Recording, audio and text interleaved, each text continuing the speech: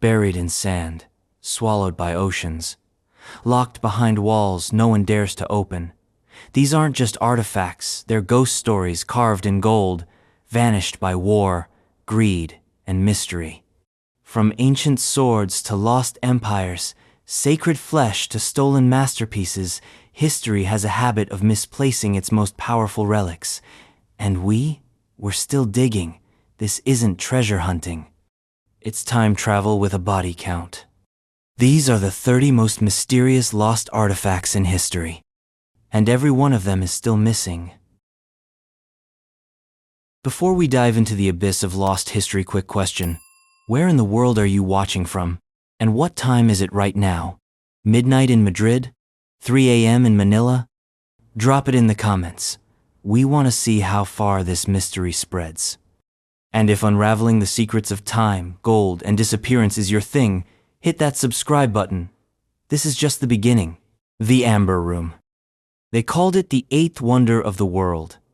An opulent, golden hallucination crafted not from stone or steel, but from fossilized tree resin amber. Hundreds of panels, glowing like honey in the light, line the walls of a room so decadent it felt mythological. Originally a gift from Prussia to Peter the Great in the early 18th century, the Amber Room was not just an artwork, it was a symbol of imperial flexing, a diplomatic power move encoded in gold leaf and candlelight. And then, it vanished. Disappearing art is not rare, but an entire room, a 590 square foot mosaic of amber, mirrors, and gemstones simply ceasing to exist, that's a different genre of mystery. It started like a bad heist movie. In 1941, as Operation Barbarossa turned Eastern Europe into ash, Nazi troops stormed Catherine Palace near St. Petersburg. The Amber Room was targeted by the Einsatzstab Reichsleiter Rosenberg, Nazi Germany's elite art-looting task force. They dismantled the room in 36 hours, packed it into crates, and shipped it off to Königsberg Castle in East Prussia. And then nothing. The war ended. Königsberg was obliterated by Allied bombs. The Soviets marched in, but the Amber Room? Gone. Not a shard of amber, not a single ornate cherub left behind. Vanished, like a magic trick performed in the smoldering ruins of World War II. What followed were decades of obsession, speculation, and very expensive goose chases. Treasure hunters scoured underground bunkers, drained lakes, and even tunneled into the Polish mountains, convinced that the Nazis had stashed the room away in some hidden chamber. Conspiracy theorists spun webs involving secret U-boats, double agents, and Soviet cover-ups. Every so often, a tantalizing clue surfaced. A photo, a smuggled panel, a half-burned document, but nothing definitive. The trail always ended in smoke and whispers. To this day, some believe the room was destroyed in the Allied bombing of Königsberg in 1944. Others insist it was moved hidden, sold, lost in a sinking ship, or buried beneath the forest floor. But the truth is, no one really knows, and that's the maddening part. Because it's not just about lost treasure. It's about a cultural artifact that defied reality.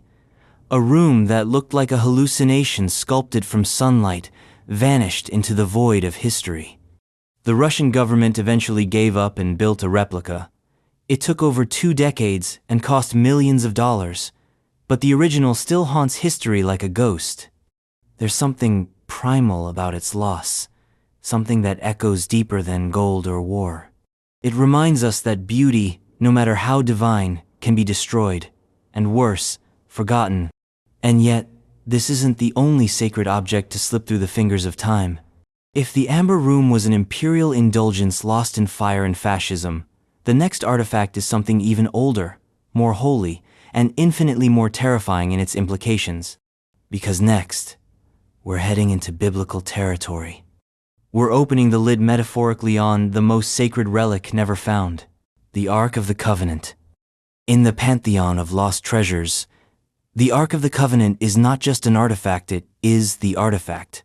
A golden chest built to house the stone tablets of the 10 Commandments, handed down to Moses by a God who communicated through fire and smoke. If the Bible is a blueprint of divine drama, the Ark is its nuclear core. This wasn't some decorative reliquary to sit in a temple corner gathering ceremonial dust. According to Exodus, the Ark summoned plagues, parted rivers, and vaporized enemies. It didn't just contain the law of Godit, contained God's presence. Think of it as a celestial battery with a divine kill switch. You didn't touch it unless you had a death wish. And now no one knows where it is. Let's rewind. The Ark was built by the Israelites during their exodus from Egypt, around the 13th century BCE. It was a centerpiece of their spiritual and military life. It went with them into battle. It was housed in the tabernacle, a portable tent of divine real estate. Wherever the Ark went, victory followed, or death, sometimes both. Eventually, it found a permanent home in the first temple in Jerusalem, built by King Solomon in the 10th century BCE. And then, in 586 BCE, Babylon happened. Nebuchadnezzar II swept through Jerusalem like a wrathful god. He torched the temple, razed the city, and exiled the Israelites. But the Ark, no record of its capture. No mention in the Babylonian plunder inventory, just gone. Cue 2,600 years of wild speculation. Did the priests hide it before the invasion? Was it smuggled out of Jerusalem, spirited away to Egypt or Ethiopia? Was it destroyed, buried, stolen, hidden beneath the Temple Mount, or entombed under centuries of Jerusalem dust? There are whispers, always whispers. One of the oldest claims is that the Ark was taken to Ethiopia. The Ethiopian Orthodox Church maintains that it rests in a small chapel in Axum, guarded by a single monk who is forbidden to leave the grounds. No photos, no tours, no confirmation. Just a lifetime of silence and a door that never opens. Another theory points to the Dead Sea Caves, the Temple Mount, or secret chambers known only to high-ranking rabbis. Indiana Jones offered his own version: Nazis, desert truck chases, and face, melting divine judgment. And while the film is fiction, the obsession it dramatizes is very, very real. The Ark became more than an object. It became a stand-in for everything humanity has lost: divine connection, power, mystery, and maybe the chance to wield something we were never meant to touch. It's not just Christians or Jews who seek it. Archaeologists, conspiracy theorists, mystics, and treasure hunters have poured lifetimes into chasing the Ark. The Israeli government has reportedly conducted secret digs near the Temple Mount Quiet, surgical operations under heavy secrecy. Every few years, someone claims to have found a clue, and headlines scream, "Ark found?" before fading into the noise. But here's the cruel trick. The longer the Ark remains missing, the more powerful it becomes. That's the paradox of absence. The missing relic gains mythic weight. It ceases to be real and becomes something more, a symbol of faith, of power, of apocalypse. Because, let's say, just for a second, that the Ark is found. What happens? Does it sit behind bulletproof glass in the Louvre? Does it trigger religious wars? Or if the stories are true, does it end the world? See, the Ark isn't just a box. It's a question, one we're still not ready to answer. And maybe, deep down, we know that. Maybe that's why we're still looking for it, but never quite finding it. But let's pivot. From divine annihilation to mortal craftsmanship. From God's nuclear briefcase to a blade forged by human hands. The next artifact is a weapon, a katana, to be specific. One so perfect, so spiritually pure, it became a legend. Then it vanished in post-war chaos, just like so many priceless things. So let's sheath the thunder of the heavens and step quietly into the world of feudal Japan. Next up, a sword that may never be swung again. Honjo Masamune. In the long, blood-soaked scroll of samurai history, blades weren't just weapons, they were souls, Forged from folded steel and centuries of code, a katana wasn't merely sharp, it was sacred. And at the peak of that sacred tradition stood one sword, the Honjo Masamune. Named after General Honjo Shigenaga, the blade wasn't merely famous, it was definitive. Forged by Go-Ni-De Masamune, Japan's most revered swordsmith, the Honjo Masamune became the symbolic sword of the Tokugawa shogunate, the ruling dynasty that unified Japan for over 250 years. Then, in 1945, it vanished. Not in battle, not in betrayal, but in paperwork. Let's rewind several hundred years, back to the Sengoku period, Japan's age of warring states, a time of feudal warlords, night raids, and death by steel. Around the 13th or 14th century, Masamune forged his masterpieces, swords of near-mythic resilience and elegance. He didn't just make weapons, he made legends. The Honjo Masamune earned its name when it was cleaved through the helmet of Honjo Shigenaga during battle. Somehow, the general survived, claimed the sword, and kept it, presumably deciding that if a sword tried to kill you and failed, you now owned it. Samurai logic. The blade eventually found its way into the hands of the Tokugawa clan, where it became a dynastic heirloom, not just a prized possession, but a symbol of sovereignty. The sword represented divine right, authority, power that couldn't be questioned and wouldn't be challenged. For over 250 years, it remained under lock and key in Edo Castle. Then came the Second World War. In 1945, Japan surrendered. The Allied occupation forces, led by the United States, ordered all Japanese citizens to surrender their weapons. For ordinary people, that meant a rusty tanto or an old family heirloom, but for the Tokugawa family, it meant handing over the Honjo Masamune. And they did. It was surrendered, along with a collection of other Bladesto, a police station in Meihiro, Tokyo. The swords were then catalogued and reportedly transferred to the Americans. And then, nothing. No photographs, no confirmed chain of custody. The sword simply disappeared into the post-war fog of military logistics and bureaucratic oblivion. One theory suggests it was taken back to the United States by a soldier as a souvenir. Another posits it was destroyed. Others believe it's still out there in a private collection, mislabeled, misunderstood, maybe even sitting in someone's attic in Milwaukee. Today, there's no confirmed location, no public appearance, no forensic trace. This isn't just a lost object, it's a gaping cultural wound. The Honjo Masamune wasn't just a sword, it was Japan's Excalibur. Its disappearance isn't just a historical tragedy, it's a mystery that borders on spiritual betrayal. Think of it, a sword forged at the edge of myth, held by generals and shoguns, quietly slipping into non-existence because of a form signed in triplicate during post-war chaos. What makes the mystery especially cruel is how tangible it feels. This isn't a relic stolen by Nazis and buried in a mountain. This isn't a treasure hidden in the desert or guarded by monks. This was in a police station. It was documented, it was handled, and then it was lost. The cultural loss is immeasurable.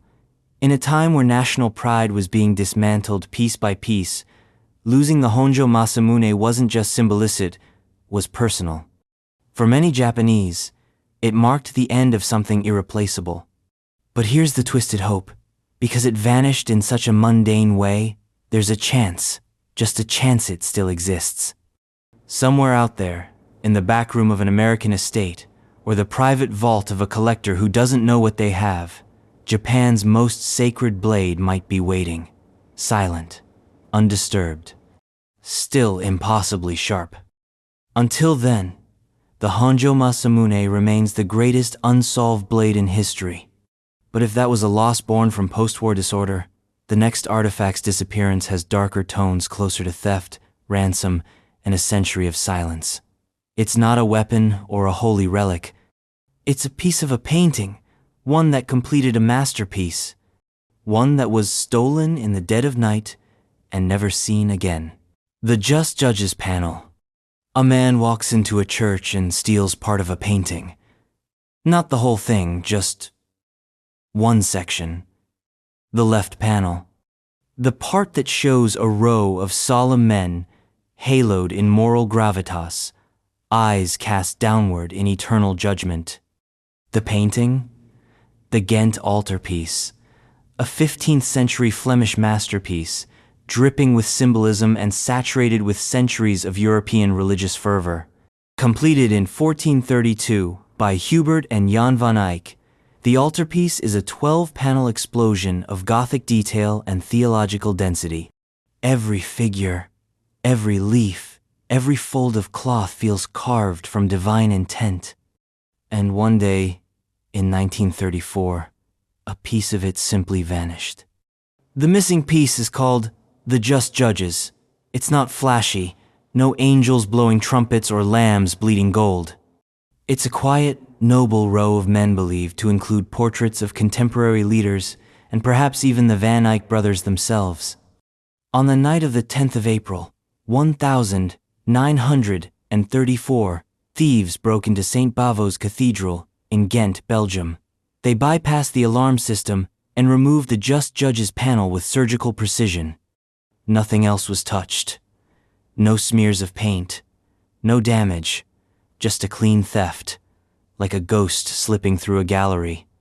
The next day, the public awoke to a horror headline. Part of Europe's greatest painting was gone. Then came the notes. The thief or thieves demanded a ransom, 1 million Belgian francs. They left messages signed with the alias DUA. The letters were cryptic, threatening, desperate. And then came an even stranger twist.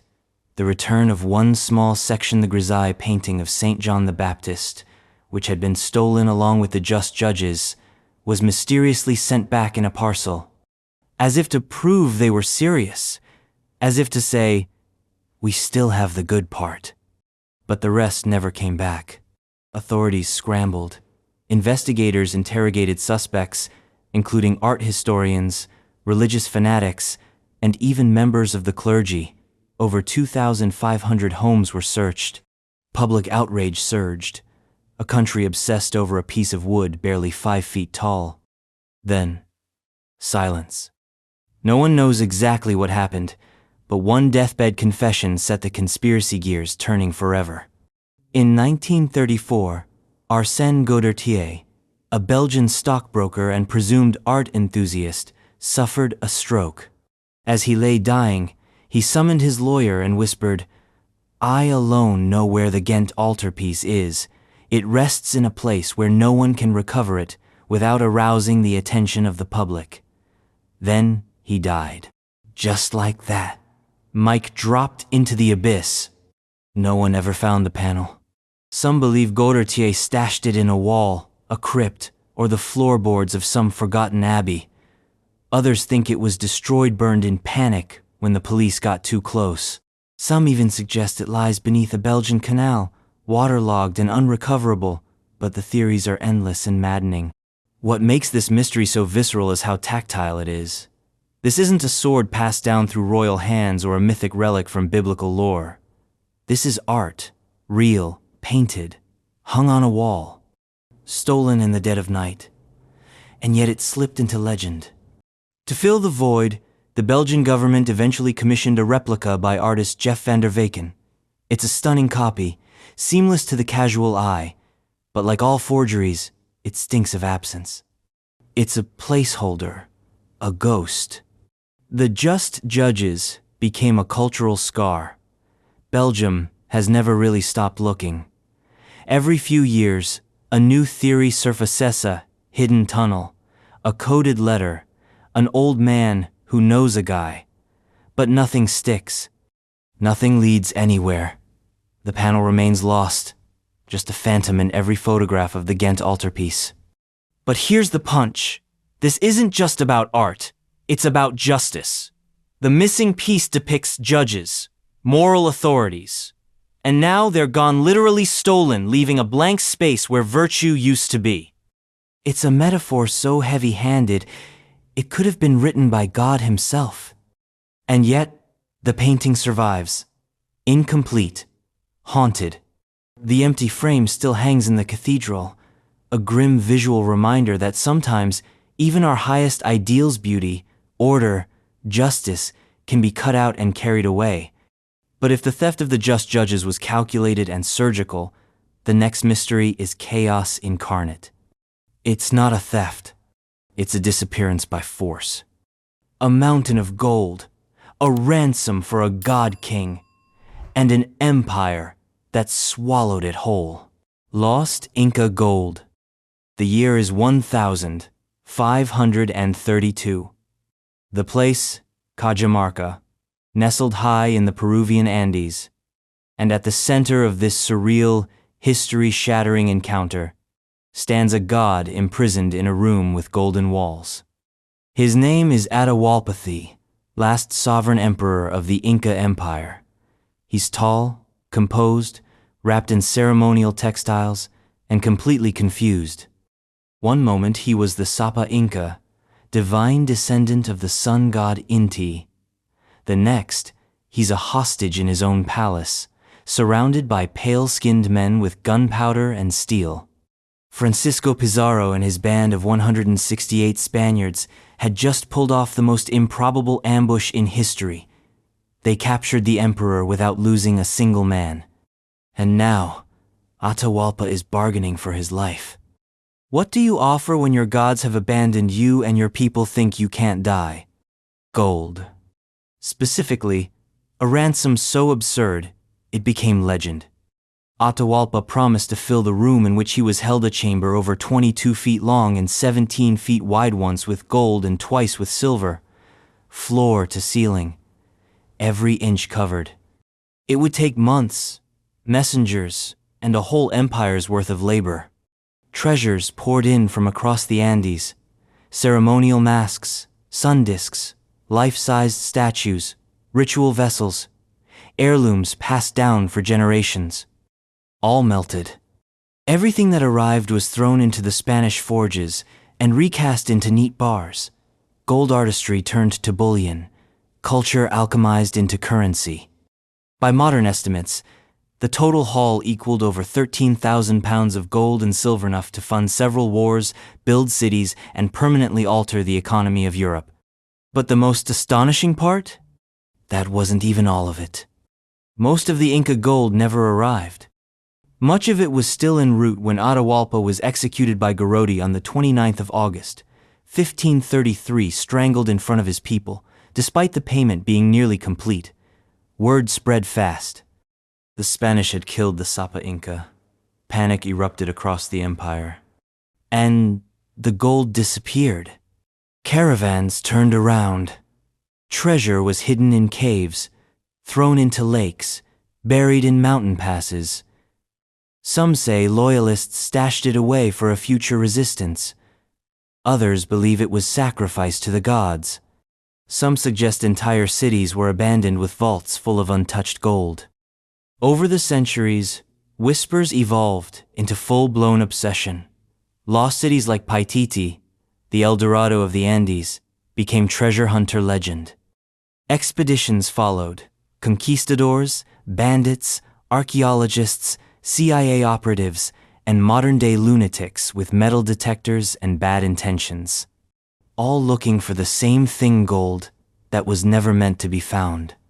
And occasionally, pieces surface.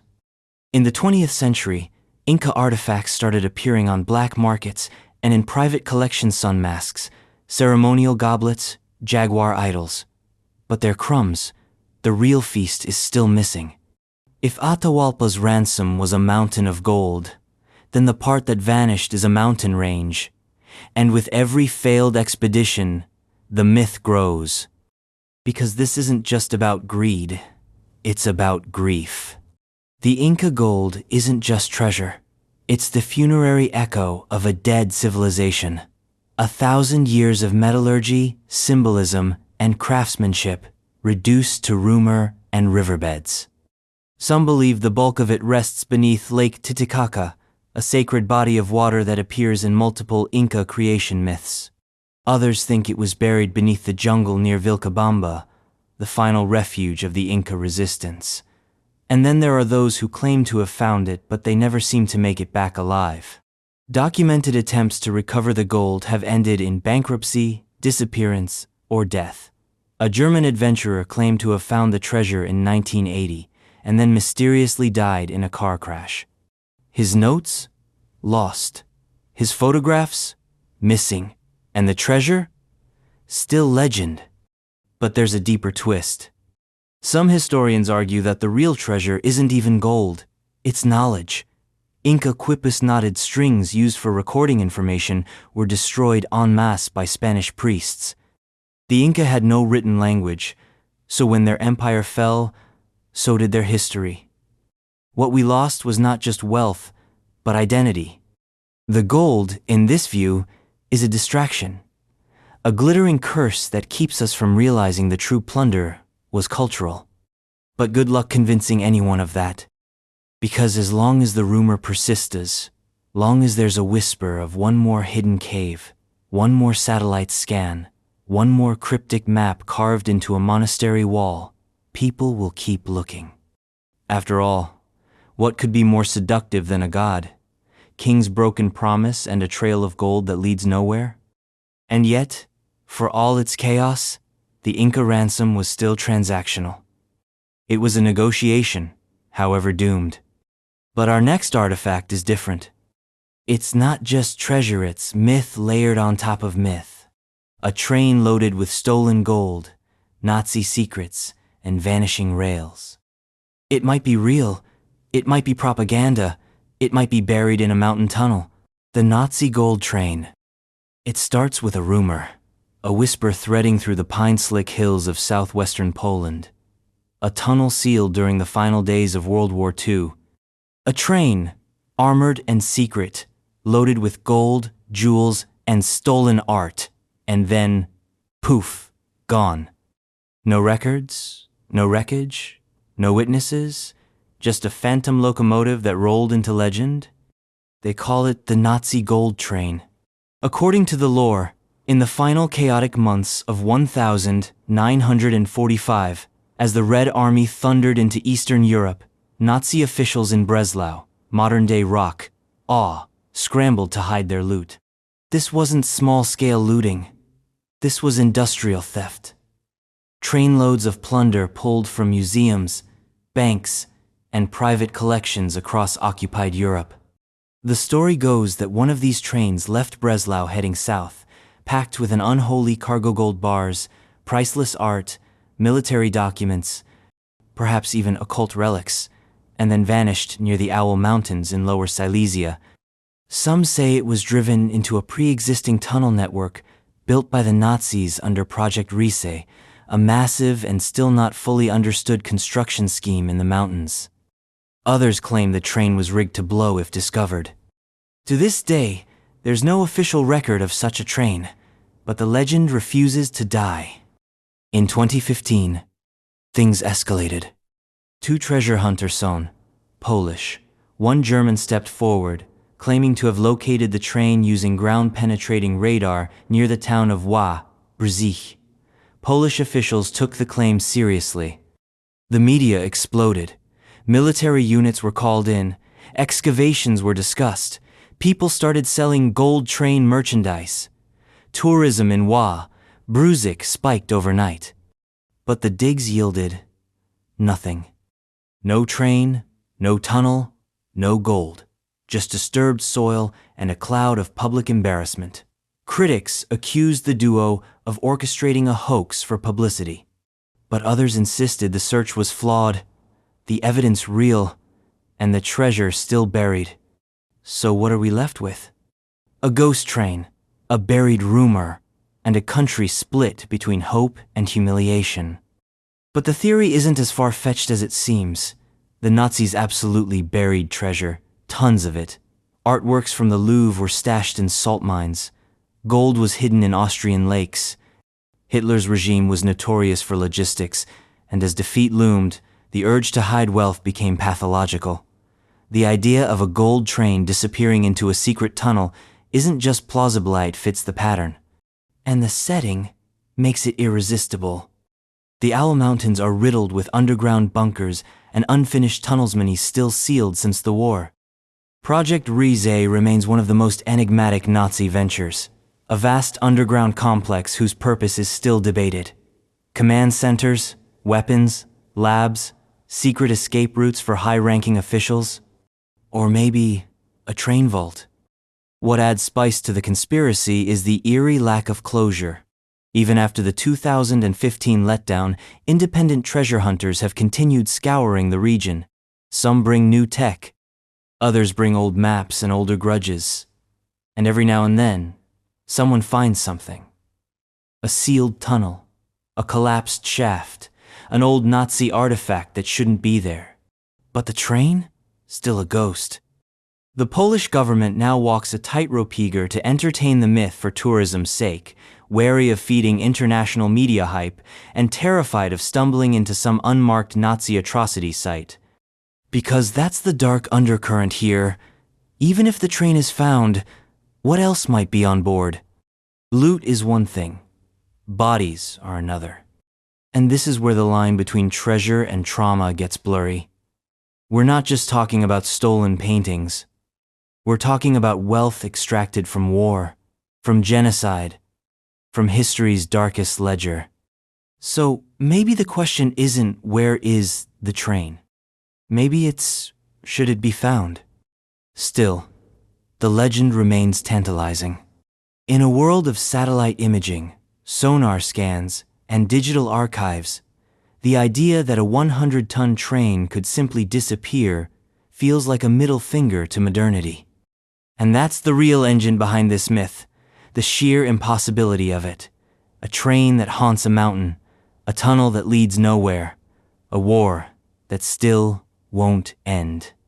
But from phantom steel, we pivot to a different kind of vanishing. Something far more refined. Not war loot or battlefield ransom. This next artifact was the work of a jeweler so talented, his creations were touched by SARS. Fabergé didn't just make eggs. He made power solid, and some of those eggs? They never hatched. The lost Romanov Imperial Fabergé eggs. Imagine a chicken egg that cost more than a castle. That was the Imperial Fabergé egg, a treasure so intricate, so opulent, so ridiculously unnecessary it could only have existed in the twilight hours of a doomed empire. They were never meant for peasants. These eggs were handcrafted for the Romanovs, the last ruling dynasty of Imperial Russia master jeweler Peter Karl Fabergé.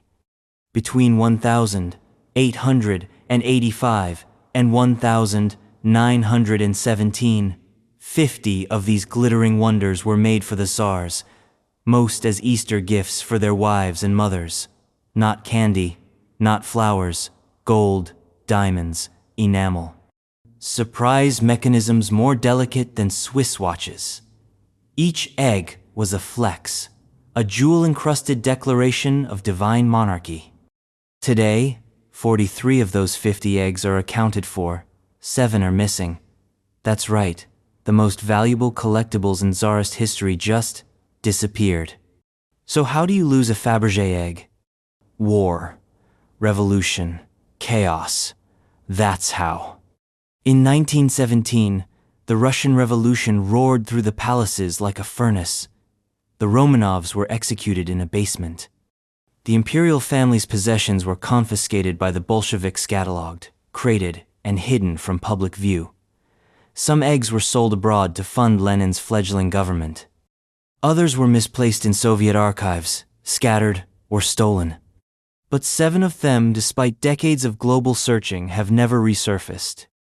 And that makes collectors lose their minds. These eggs aren't just pretty, they're historical pressure points. Tiny, glittering time bombs from a fallen world. Each one has a backstory loaded with imperial indulgence and revolutionary irony. And each missing egg has a price tag with more zeros than sanity. Let's look at just one. The 1887 third imperial egg.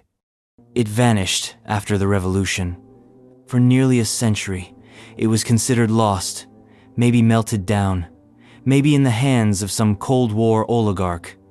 Then, in 2012, a scrap metal dealer in the US bought it at a flea market. He intended to melt it for parts. But something about the little clock inside felt fancy. A few Google searches later and, a near heart attack, he discovered what he had. An original Fabergé, worth $33 million. And that's just one. 6 more remain unaccounted for, and they're hiding somewhere in the world like golden Easter eggs from hell. Some could be in private hands, misidentified or forgotten. Others may have been destroyed during the Revolution or the 2 World Wars. Or they could be in the vaults of some anonymous billionaire who knows exactly what he has and isn't saying a word.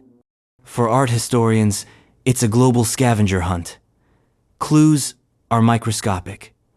Provenance is everything. Auctions are battlegrounds. Museums hold their breath. Each egg is both a relic and a question mark. But it's not just the treasure that seduces, it's the contradiction. These eggs are symbols of extravagant beauty born on the edge of disaster. They represent a society so obsessed with ritual and opulence, they gifted $20 million trinkets while their people starved. And when that empire cracked, these eggs became fragments of a broken dream, objects more valuable now because the world that made them is gone. And that's the tragedy. They're not just ornaments, they're orphans of an empire, designed to be adored, but doomed to disappear. And so, the search continues. Treasure hunters scan archives and auction ledgers. Russian oligarchs buy entire collections just in case one is hidden inside. Every glittering object from pre-revolution Russia is re-examined. Every attic a potential jackpot. Because somewhere out there, the missing eggs wait. Not buried in tombs or stashed in bunkers, but maybe, just maybe, sitting on a mantelpiece in Ohio. But from the delicate to the monstrous, we now pivot again. Because while the Fabergé eggs may represent the height of human artistry, the next artifact is all primal power. No diamonds, no enamel, just 137 carats of raw yellow fury. A gem so cursed with mystery, it vanished the way legends do, quietly and forever. The Florentine diamond. It glowed like captured sunlight, 137 carats of golden brilliance cut into a double rose, a gem shaped like a metaphor for royalty itself. The Florentine diamond was no mere stone. It was a status symbol that passed from dukes to emperors like a curse dressed in luxury. And then, one day, it disappeared. No explosion, no heist, just gone. Lost in the debris field of World War I and never seen again. But let's rewind to the glitter. The origins of the Florentine diamond are as murky as the back alleys of medieval trade routes. Some claim it was originally owned by Charles the Bold, Duke of Burgundy, who died in 1477 wearing the stone into battle. The Swiss allegedly found it on his corpse and kept it. Others say it was mined in India's legendary Golconda region, where many of the world's most fabled diamonds began their journey into European hands through conquest, commerce, or coercion. What is certain is that by the 17th century, the Florentine diamond had found its way into the Medici family's collection in Florence, hence the name. And if you know anything about the Medici, it's that they didn't do subtle. The diamond became a centerpiece of their blinding opulence. But as dynasties do, the Medici fell, and the stone passed into the hands of the Habsburgs, the ruling house of the Austro-Hungarian Empire. For decades it sat among the imperial regalia, worn on ceremonial robes and displayed as a middle finger to anyone who doubted their divine right to rule. Then came 1918. The Austro-Hungarian Empire collapsed at the end of World War I. Europe was reshaped by war and revolution. The Habsburgs fled, and with them went the diamond. Charles IX, last emperor, took it into exile in Switzerland, presumably with plans to use it as a bargaining chip for restoration or survival. And from that moment forward, the Florentine diamond dropped off the face of the earth.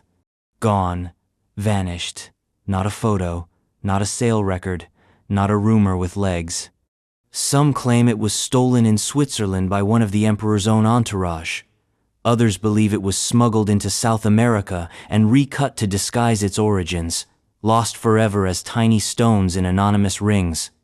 One story claims it ended up with a Russian émigré in Spain. Another puts it in the hands of an Italian jeweler in Brazil who had no idea what he was holding. What makes the mystery extra maddening is the diamond's uniqueness. It wasn't just Bidget, it was bizarre.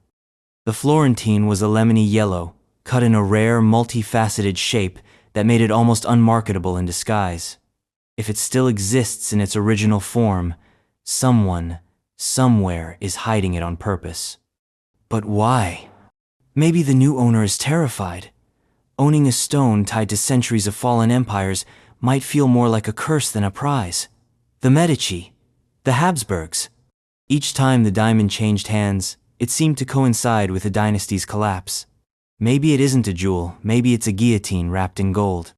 And let's not forget its value. In modern terms, a stone like that would be worth upwards of $100 million. That's enough to start a war, or buy silence. Governments have tried to trace it. So have private collectors. No luck.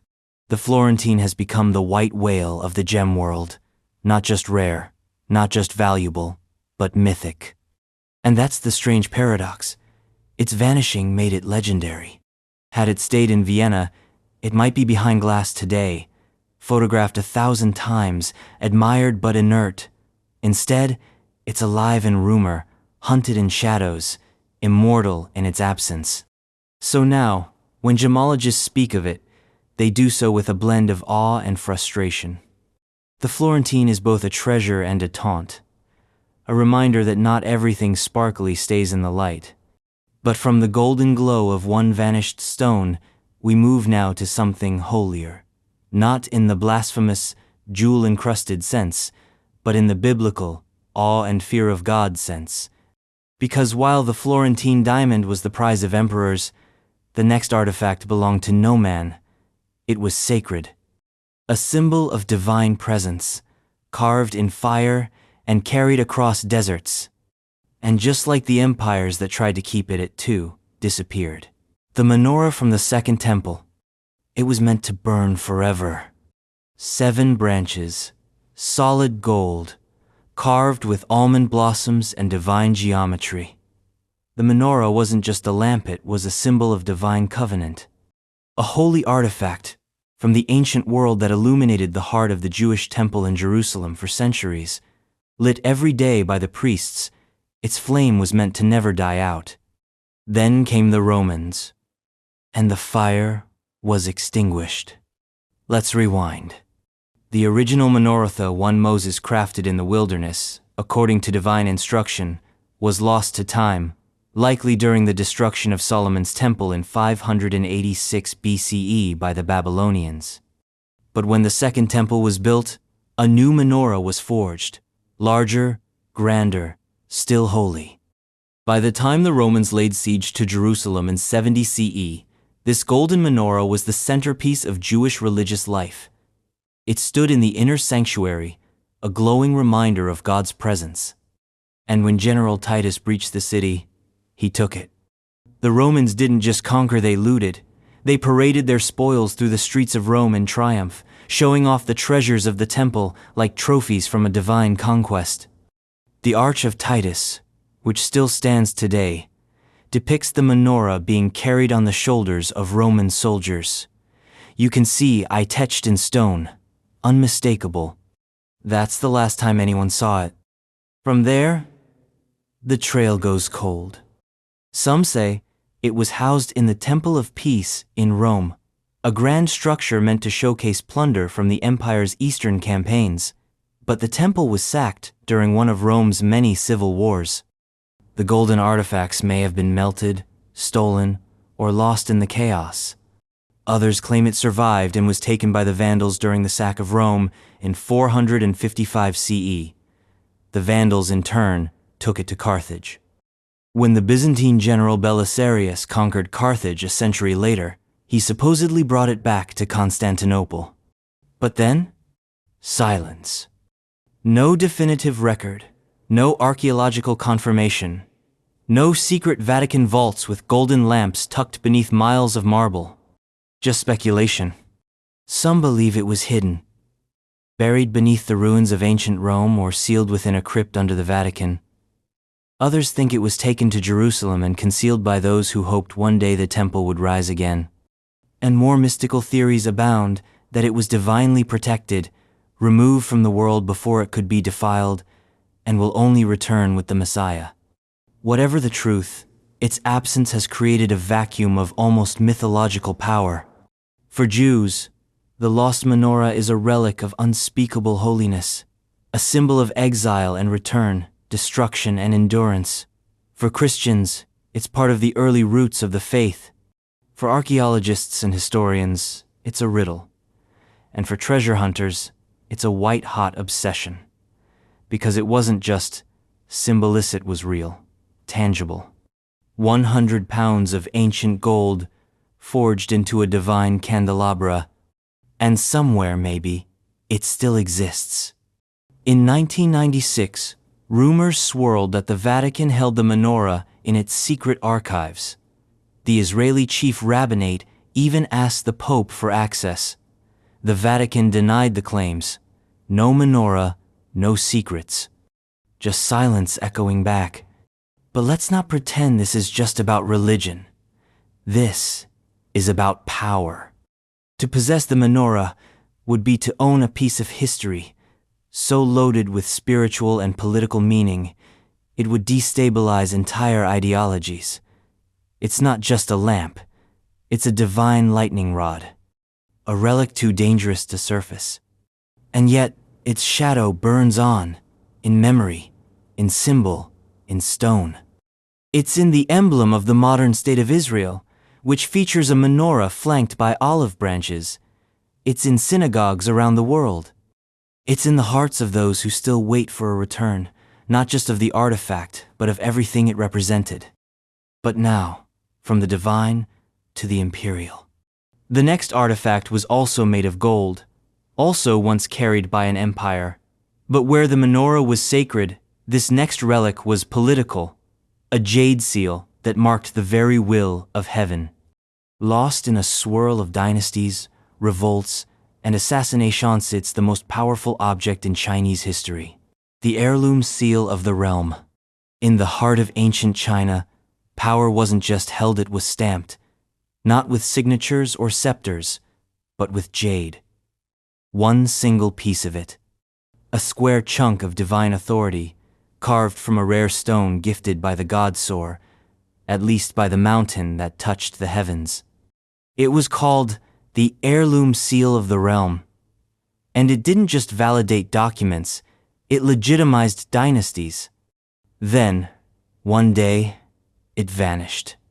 Not lost in a museum, not stolen in a heist, gone. Somewhere between warring emperors, collapsed palaces, and the long hemorrhaging twilight of a dying empire. Let's carve into the story. In 221 BCE, Qin Shi Huangdi, same man who built the Great Wall and filled a mausoleum with a terracotta army, unified China. And to mark that cosmic shift in history, he commissioned a seal. Not just any seal, a divine one. The jade came from the sacred mountain of Kunlun. The inscription, chiseled by imperial hands, read, "Having received the mandate from heaven, may the emperor lead a long and prosperous life." In one object, China's entire political theology was condensed. Heaven chose the emperor, and this was the proof.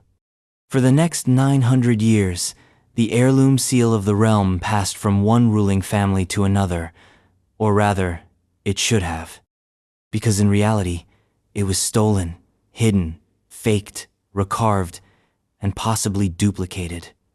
Still, the idea of it loomed over every throne. Whoever held the seal could claim legitimacy. Without it, a ruler was just playing dress-up with a dragon robe. During the chaotic end of the Han Dynasty, the seal was seized by warlords. One general, Sunday Jian, reportedly found it in the ruins of the imperial palace after a siege. Bloodied, broken, but still intact. And that was the beginning of the end. Over the next centuries, the seal changed hands like a cursed ring. It was passed, lost, recovered, stolen, dropped into rivers, and fought over by warlords so desperate to wield it, they'd kill their own brothers. As the dynasties collapsed, 3 kingdoms, Jin, Tang, Song the trail of the heirloom seal, frayed into legend. By the 10th century, it was gone. No records, no shrine, no imperial vault. Some claimed it was lost during the fall of the later Tang dynasty. Others say it was melted down, hidden in a tomb, or buried in a lake to keep it from enemy hands. Some historians argue it was simply worn to dust-oozed, so frequently its engravings faded, and it was replaced quietly, shamefully, with forgeries. Because that's the real twist. After its disappearance, Chinese emperors continued to use seals, but none were the seal. They commissioned new ones, dozens of them, massive, ornate, ceremonial fakes, but the magic was gone. And everyone knew it. They could stamp their decrees, but the divine endorsement was missing. The mandate of heaven had no signature. And in that vacuum grew centuries of legitimacy anxiety. Dynasties rose and fell under clouds of doubt. Without the heirloom seal, each emperor had to overcompensate with monuments, conquests, and bureaucracy because they lacked that one sacred rock. The Qing dynasty, China's last imperial house, made over 20 different imperial seals, all of them beautiful, none of them original. And here's where the ghost of the seal becomes even more powerful than the real thing. To this day, no one knows if it still exists. Maybe it was ground into jade dust and used in a ritual. Maybe it lies beneath a battlefield. Maybe it's in a tomb, untouched for over 1,000 years, waiting for a hand bold enough or foolish enough to claim it. And what if someone did find it? What would it mean in a modern China that no longer crowns emperors? Would it be a museum piece? Or a bombshell? Or something else entirely? Because the heirloom seal isn't just an artifact, it's an existential trigger, a relic that once held the fate of a nation in its carved corners. And now, it's a rumor with teeth. But if that vanished jade symbolized the divine right to rule, our next artifact is even more mysterious. It doesn't just belong to a ruler. It was supposedly gathered by one of the most volatile emperors in history. Secret library of texts so dangerous, it may have been buried, burned, or locked away by fear itself. The Library of Ivan the Terrible. Ivan IV, better known as Ivan the Terrible, didn't just leave a bloody trail of executions, massacres, and tortured boyars. He also left behind a literary enigma soaked in royal paranoia and imperial ambition. They called it the Liberia, a lost library of ancient, forbidden, and possibly mythical texts, supposedly gathered by Ivan himself or inherited from Byzantine emperors. This legendary collection has haunted Russian folklore and scholarly rumor for over 4 centuries. And not a single page has ever been found. Let's start with the man. Ivan was Russia's first Tsar, crowned in 1547. He was a complicated storm, brilliant, poetic, deeply religious, and completely unhinged. A man who composed hymns while ordering mass executions, who built a centralized state, and then beat his own son to death with a staff. But in between his bouts of homicidal mania, Ivan was a bibliophile. He loved books, collected manuscripts, studied Greek, Latin, and Church Slavonic. He obsessed over ancient wisdom. And somewhere along the way, he began assembling a library that may or may not have existed long before he was born. Legend says the books were originally brought from Constantinople during the 15th century, smuggled out of the Byzantine Empire before its fall in 1453. According to one version, Sophia Paleologinathe, Byzantine princess, who married Ivan's grandfather, brought the texts with her as part of her dowry. This wasn't bedtime reading. These were esoteric volumes on alchemy, black magic, astrology, lost Christian gospels, pagan rituals, and scientific theories that predated the Enlightenment by centuries. And Ivan wanted more. He supposedly added to the collection obsessively, acquiring works from across Europe and Asia. He stored them in secret, aware that many of the texts were heretical, explosive, or politically dangerous. And when the paranoia hit full boil around the time he created the Oprichnina, his personal death squad even took drastic measures. He had the library hidden. Some say it was entombed beneath the Kremlin in underground vaults that still haven't been fully excavated. Others believe it was moved to one of Ivan's private fortresses, like Alexandrov or Staritsa. There are even tales of traps, curses, or encrypted maps left behind to protect the location. After Ivan's death in 1584, the trail goes dark. There were no official inventories, no confirmed sightings, just whispers and half-legends. But every so often, something would flicker to life, a scholar referencing a rare text he couldn't explain, a traveler recounting seeing scrolls written in ancient Greek or Latin deep within Russia's frozen heartlands.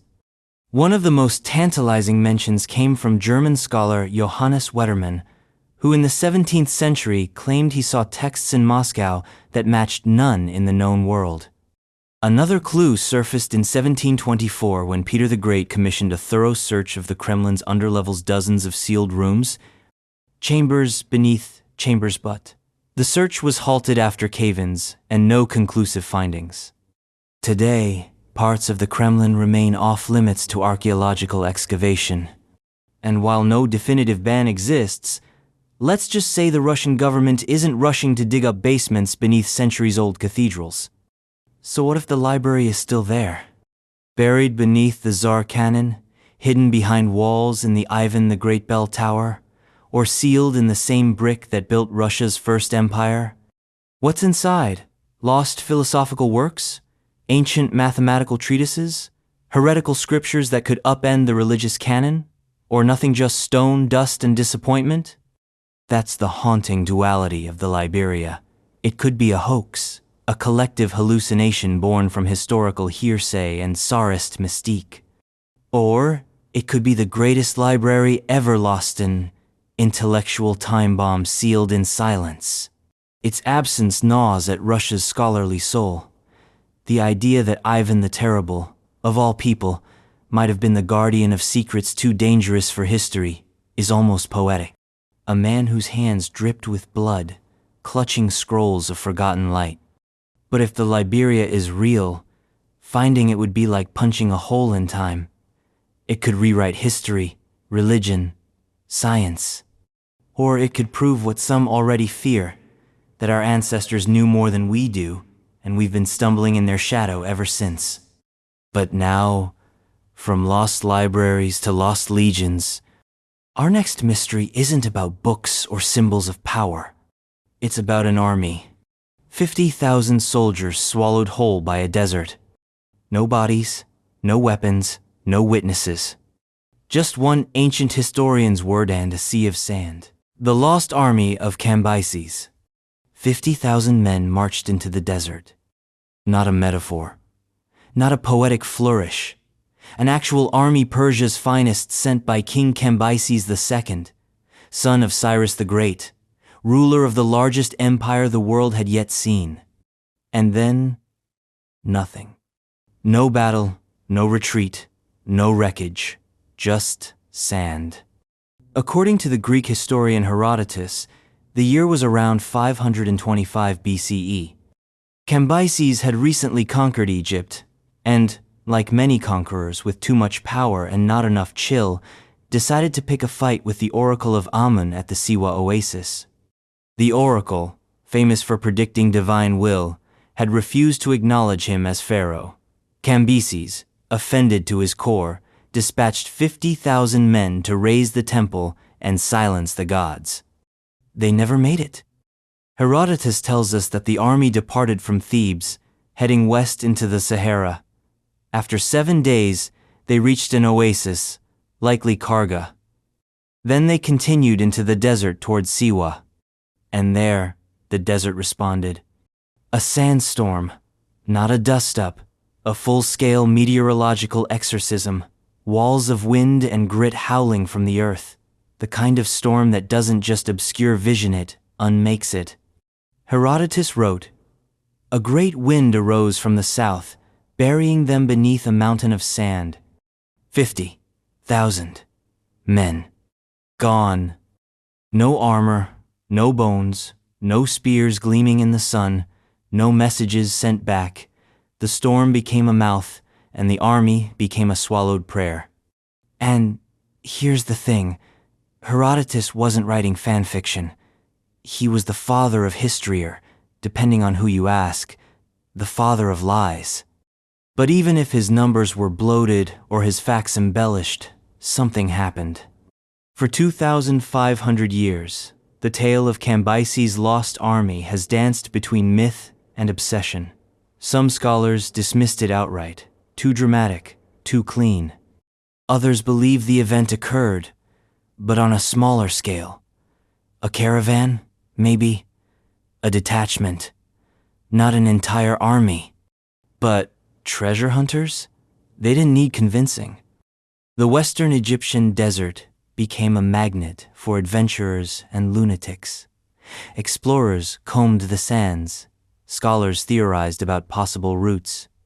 The Siwa oasis, still home to the Oracle of Amun's ruins, drew mystics and metal detectors alike. In 2009, Italian researchers made headlines claiming they had found bronze arrowheads, fragments of Persian-style weapons, and bits of human remains near an ancient desert route. For a moment, it looked like Herodotus had been vindicated, but the Egyptian government quickly shut down the site and the team, declaring the findings unverified and the dig unauthorized. Conspiracy theories erupted. Cover-up or caution, no one could say. To this day, the evidence remains disputed. The sands of the Western Desert, meanwhile, remain silent. But here's the haunting part.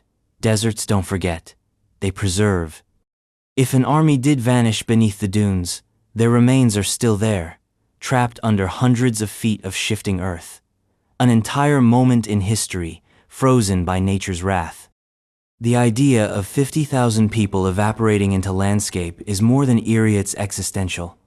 It reminds us how fragile empire really is. Cambyses ruled a kingdom that stretched from the Aegean to the Indus. But one bad decision, one unlucky storm, and his power meant nothing. And what of the soldiers? Imagine the scene, marching through blistering sun, sand slicing the skin, water running low. Then, out of nowhere, the sky darkens, a thunderous roar. Visibility drops 2 inches. Screams vanish in the howl. Time stops. The army doesn't retreat, it doesn't regroup, it dissolves.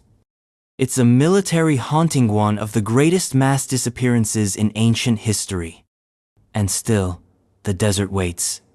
Because even if we never find the helmets, or shields, or sun-bleached bones, the story persists. A warning, a myth, a challenge, proof that nature doesn't care about conquest. But from one ancient collapse to another, we pivot again, this time back to Egypt, back to kings and curses. Because our next artifact was found in a pharaoh's tomb, boxed for the journey to England, and then, like the army of Cambyses, was swallowed by the sea. The Sarcophagus of Menkaure. It was carved for a king. Not just any king, but Menkaure, builder of the third pyramid at Giza, son of Khafre, grandson of Khufu. His lineage was etched in stone and cosmic authority. Pharaohs didn't just die, they transitioned, taking their place among the stars, entombed in eternity. And the sarcophagus was the vehicle, the celestial taxicab to the afterlife. Menkaure's sarcophagus was unlike the typical plain stone boxes favored by the early dynasties. It was architectural, designed like a miniature palace, with carved pilasters and niches, not decorative. Symbolic, a home for eternity, carved with the language of divine permanence. And then it disappeared, not into sand or myth or temple ruins, but into the ocean. Let's rewind to 1837. The British were in full imperial swagger. Egyptian antiquities were flowing into European museums like Nile water, plundered under the banner of scholarship. Enter Colonel Howard Vyse, a man who redefined bull in a china shop when it came to archaeology. Vyse wasn't an Egyptologist. He was a soldier with money and explosives. Determined to make a name for himself, he descended upon the pyramids with gunpowder and a pickaxe. In one of the more questionable moments in archaeological history, he blasted his way into chambers that had been sealed for millennia. At the Pyramid of Menkaure, he struck gold figuratively. Inside the burial chamber, he found a basalt sarcophagus, dark, heavy, beautiful, covered in intricate relief, a masterpiece of Old Kingdom craftsmanship. But there was a problem. Egypt, even in the 19th century, wasn't letting foreigners just walk off with thousand-year-old coffins. So, Vyse hatched a plan. He had the sarcophagus crated and loaded onto the Beatrice, a merchant ship bound for England. It was a risky move. The box weighed several tons. The ship was small. The route was dangerous. The Beatrice never arrived. Somewhere off the coast of Spain, the ship went down. No survivors, no cargo. The sea swallowed it whole alone of the most priceless relics of ancient Egypt, entombed not in a pyramid, but in the Atlantic Ocean. No one has ever recovered it. Diving technology in the 19th century was primitive. By the time anyone thought to look, the wreck had vanished beneath currents, silt, and time. And while many shipwrecks from that era have been found, the Beatrice remains a needle in a haystack made of salt water. The loss isn't just tragic, it's ironic. The whole point of a sarcophagus is to protect a body for eternity, to defy decay, to outlast dynasties. Menkaure's coffin, built to resist the sands of Egypt, instead lies shattered in a seabed thousands of miles away. But this isn't just about a king's box. It's about our relationship to history. The way we dig it up, ship it off, and lose it again. The Beatrice wasn't sunk by a storm, it was sunk by arrogance. By the idea that we could uproot a relic from its sacred context and parade it across the world without consequence. There's also something hauntingly poetic about Menkaure's final resting place being unknown. This was a pharaoh who built a pyramida permanent, immovable monument designed to scream, "I was here," across millennia. And yet, now, he's nowhere. The sarcophagus, the physical expression of his eternity, lies buried not in the dry sands of his homeland, but in the cold anonymity of the ocean floor. It's almost mythic. And that myth has grown. Some believe the wreck could still be found, that sonar and remote drones might one day rediscover the ship and raise the sarcophagus like a cursed treasure. Others believe it's better left lost. Tampering with a pharaoh's grave twice might not end well. What's left now is the story, and the lesson, that even the most sacred, solid, and powerful objects built to outlast time itself can vanish in a heartbeat, not with a bang, but with a bubble. Peking Man fossils. In the annals of paleoanthropology, few discoveries have so vividly captured the imaginationer, so completely slipped through our finger saws the fossils of Peking Man. This was no small find. These were the ancient remains of a species that once walked the earth nearly 750,000 years ago, one of the earliest known examples of Homo erectus, a direct, stoic ancestor of modern human. A missing link, both literally and symbolically. And now, missing in every possible way? Let's rewind to the dig. In the 1920s, in the limestone-rich Zhukudian cave system just outside of Beijing, teams of Chinese and international scientists uncovered something extraordinary: skulls, teeth, and bone fragments that pointed to a population of upright walking, fire-wielding humans from the lower Paleolithic period. It was like opening a time capsule buried not under sand or silt, but under centuries of evolutionary silence. The fossils revealed that Peking Man used tools, controlled fire, possibly even engaged in early forms of social organization. They were a revelation, not just in China but globally. A new piece in the great human puzzle. And then, in 1941, at the very worst possible time in global history, they vanished. Japan had invaded China years earlier, and World War II was tightening its grip on East Asia. With chaos escalating, the decision was made to evacuate the fossils for safekeeping. The plan? Transport them to the United States via the Marine base in Qinhuangdao, a northern port city. The fossils were carefully crated, 2 wooden boxes packed with humanity's deep past, wrapped like holy relics in medical gauze and academic caution. They were entrusted to the U.S. Marine Corps for protection. And then, they were gone. According to the official story, the crates were either lost en route to the port or at sea. Some say they were buried hastily in the event of Japanese ambush. Others say they were loaded onto a ship that was sunk by Japanese submarines. Still, others believe they never left the ground, stolen, looted, or misplaced in the bureaucratic black hole of wartime transport. No trace has ever been found, not a single tooth. This isn't just an archaeological tragedy, it's an epistemological one. We had them in our hands. Fossils that could have revolutionized our understanding of early humans in East Asia. And now, we're left with casts, replicas, photographs, scientific memory. It's like losing the Rosetta Stone after decoding only half the message. Theories abound. Some believe the crates were buried beneath what is now a highway or military base. Others suspect a rogue soldier kept them, thinking they were of monetary value. There's even a tantalizing rumor that a private collector in North America holds the remains, too aware of what they are. Efforts to recover them have spanned decades. Excavations have been quietly attempted near suspected burial sites. The Chinese government has offered rewards. Entire books have been written on the mystery. Nothing.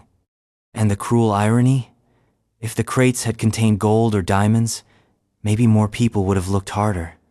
But these were bones, not glamorous, not glitzy, just the quiet whisper of ancient life. Too priceless to sell, too strange to keep. The loss of Peking Man's fossils hits harder the longer you think about it. This isn't just missing history, it's missing identity. A part of ourselves left behind in a cave, only to be whisked away by war and chance.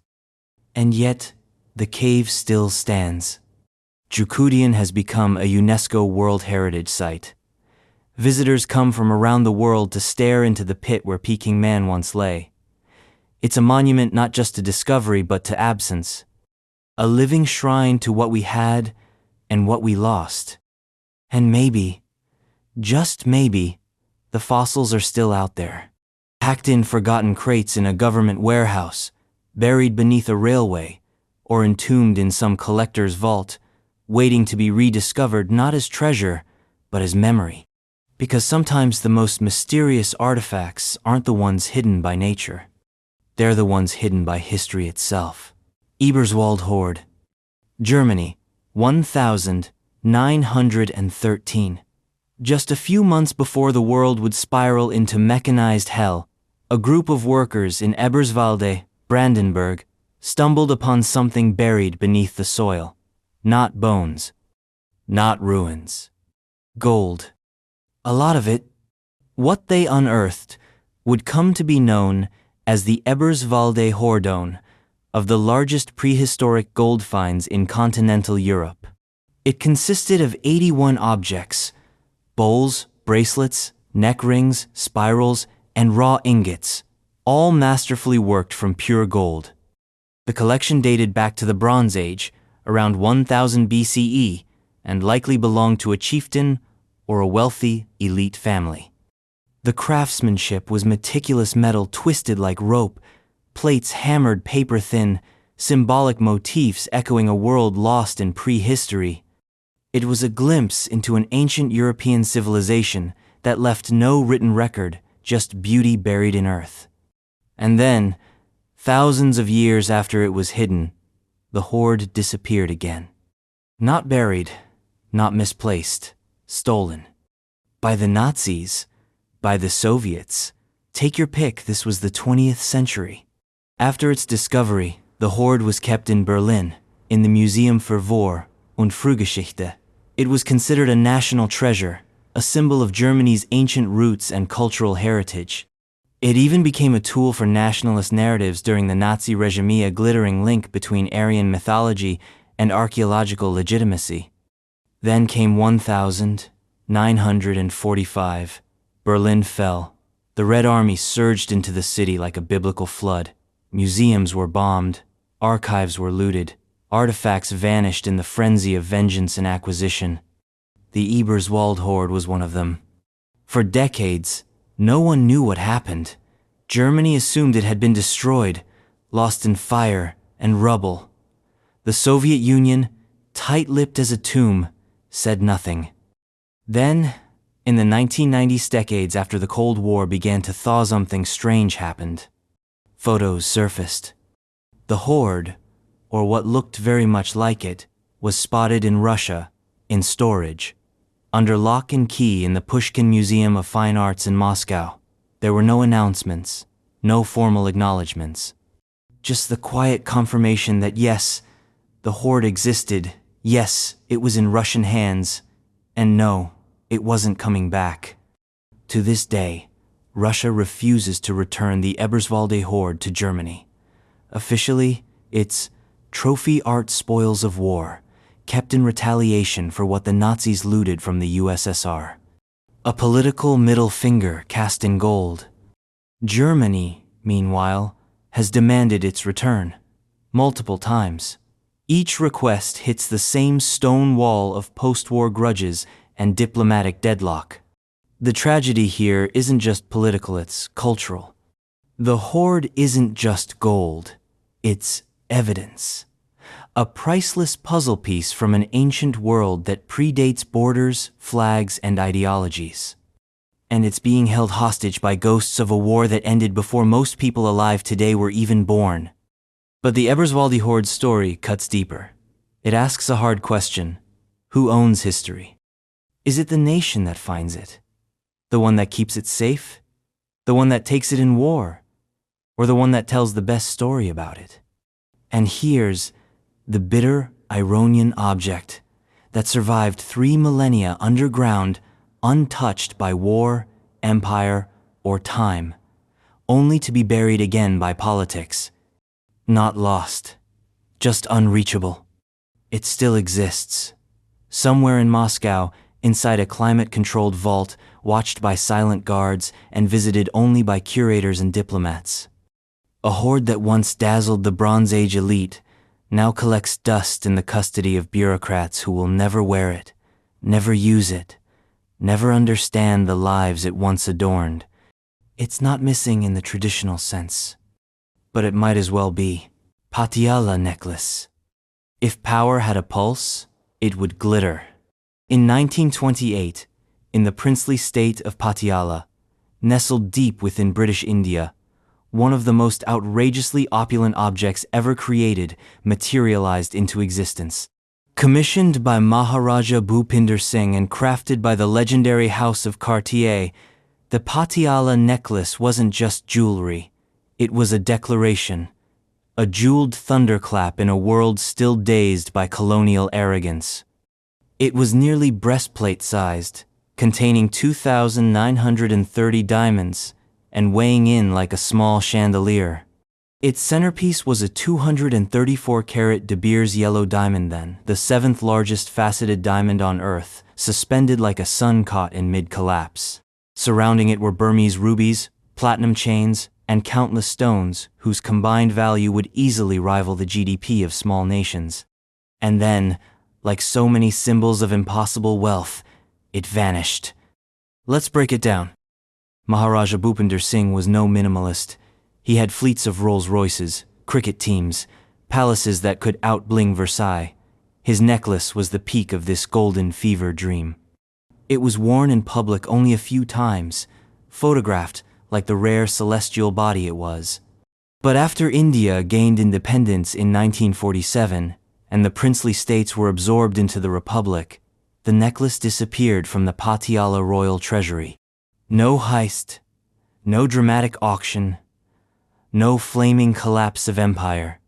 Just gone. For decades, its whereabouts were unknown. Rumors trickled in, parts were sold, others stolen, others quietly dismantled and dispersed into the global diamond circuit. Then, in 1998, like the ghost of empire surfacing for air, something miraculous happened. A Cartier representative stumbled upon parts of the Patiala necklace in a second-hand jewelry store in London. But it wasn't the whole thing, not even close. The De Beers diamond was missing. The rubies were gone.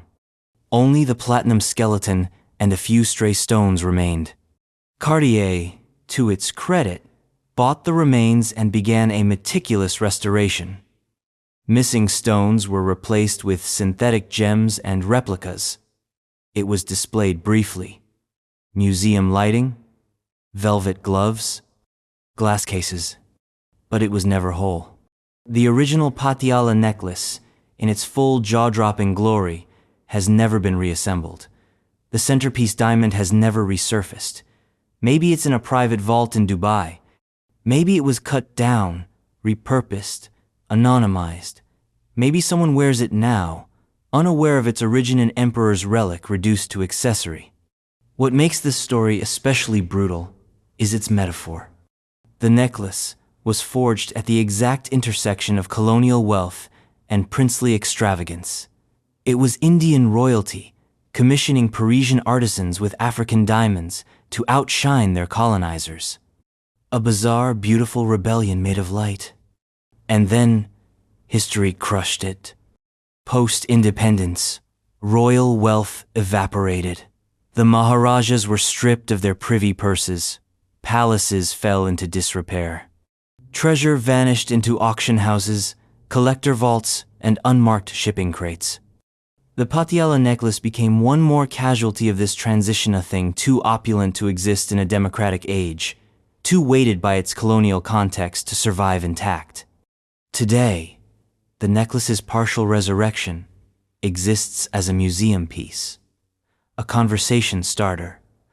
But the full story remains scattered, glittering through the fingers of time like loose diamonds spilled in the dark.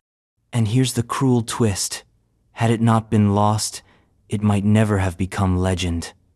Its disappearance, like so many on this list, transformed it. The Patiala necklace went from ornament to myth, from fashion to ghost story. A shimmering echo of a time when kings wore their kingdoms on their chest sand, then lost them to history. Yamashita's gold. At the end of World War II, as the Pacific Theater collapsed into fire and surrender, rumors spread like jungle fever of caves lined with gold bars, tunnels bricked with treasure, and a secret so vast it could fund a resurrection. They called it Yamashita's gold. Named after General Tomoyuki Yamashita, the so-called Tiger of Malaya, this treasure was allegedly the result of a brutal campaign of looting by the Imperial Japanese Army across Southeast Asia. The theory goes like this. As Japan ransacked the Philippines, Malaysia, Indonesia, and other occupied territories, it seized immense quantities of gold, jewels, religious icons, and cultural relics, everything from Buddhist statues to Spanish-era bullion. All of it was transported to the Philippines, intended as a stopover en route to Japan. But the war turned. The US launched its island-hopping campaign, and the Japanese realized they might not make it home. So, instead of shipping the treasure, they buried it. In tunnels, in caves, in mountains, sealed behind booby traps, bombs, and collapsible passageways. Hundreds of hidden caches, like a geostrategic dragon's hoard. And then, Japan surrendered. The gold stayed buried. General Yamashita was captured, tried for war crimes, and executed in 1946. If he ever knew where the treasure was, he took it to the grave. But the story didn't die with him, it metastasized. Over the decades, everyone from Filipino locals to CIA operatives to Marcos cronies have tried to find it. Some claim they already have. In the 1970s, Ferdinand Marcos, the dictator-president of the Philippines, was rumored to have found part of Yamashita's treasure and used it to secretly fund his extravagant regime. Witnesses claim to have seen gold bars with Japanese markings being smuggled out of caves. Others reported sudden disappearances of treasure hunters who got too close. And then there's Rogelio Roxas. A locksmith-turned-treasure hunter, Roxas claimed in the 1970s to have discovered a golden Buddha statue filled with diamonds in a tunnel near Baguio City. He said it was just one piece of a massive vault. He brought it home. Then he was arrested. Tortured. The Buddha? Gone. Roxas later sued the Marcos estate in a Hawaiian court and won a mind-bending $22 billion judgment tone of the largest in history. But the money never materialized, and neither did the statue. So, is Yamashita's gold real? Historians are divided. Some argue the story is exaggerated, fueled by post-war desperation, Cold War intrigue, and the timeless human lust for treasure. Others believe the sheer scale of Japan's looting efforts makes it entirely plausible, if not inevitable, that some portion of the treasure was hidden and never recovered. Still, no verifiable stash has ever been found, no gold bars officially traced to the Japanese army, no treasure maps that led anywhere more than an empty cave and a lot of disappointment. But the legend refuses to die. Every few years, someone turns up with a new lead, a satellite scan, a decoded map, a story passed down through family lines. Occasionally, a new tunnel is opened and more often than not, it ends in dynamite-rigged death traps, sinkholes, or nothing at all. And yet they keep searching. Because Yamashita's gold is more than loot. It's a modern myth, a wartime Pandora's box that keeps people digging not just for wealth, but for a piece of control over a chaotic past. It's also a geopolitical time bomb. If proven real and recoverable, the gold could theoretically implicate banks, governments, and secret post-war deals, especially if it can be tied to U.S. intelligence operations like Operation Golden Lily or the so-called Black Eagle Trust Fund, both shadowy programs that allegedly laundered stolen Axis treasure into Cold War intelligence budgets. But there's no smoking gun, just whispers and holes in the jungle. And perhaps that's the perfect ending. An empire collapses, a general dies, and the earth swallows the evidence. A treasure too big to find, too valuable to lose, too cursed to forget. The Scepter of Dagobert. It was said to grant legitimacy to kings, to channel the divine will of the state into a single golden shaft of ceremonial power. The Scepter of Dagobert wasn't just royal bling, it was a symbol of monarchy itself, as old as France, as sacred as a relic, and as mysterious as any artifact can get. And then, in 1795, it was stolen from under the noses of a revolution. Never seen again. Let's rewind. The Scepter of Dagobert was named for Dagobert I, a Merovingian king who ruled in the 7th century. He's more remembered today for a cheeky children's song than for his actual reign, but the scepter he supposedly carried? That's no joke. Crafted sometime in the early medieval period, possibly even in the 8th century, the scepter was an astonishing piece of goldwork. It stood nearly 4 feet tall, crowned with a statuette of a man riding a chariot, surrounded by intricate filigree and cloisonné enamel. Historians argue about its exact age, but most agree it was one of the oldest and most revered items in the French royal regalia.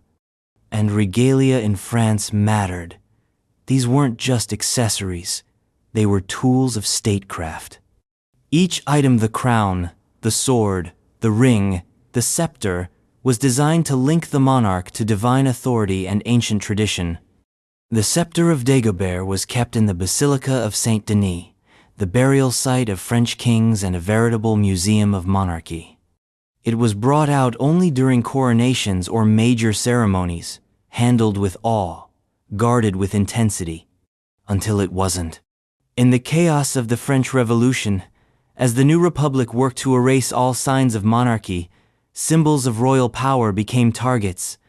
Crowns were melted, thrones were burned, tiaras dismantled for parts.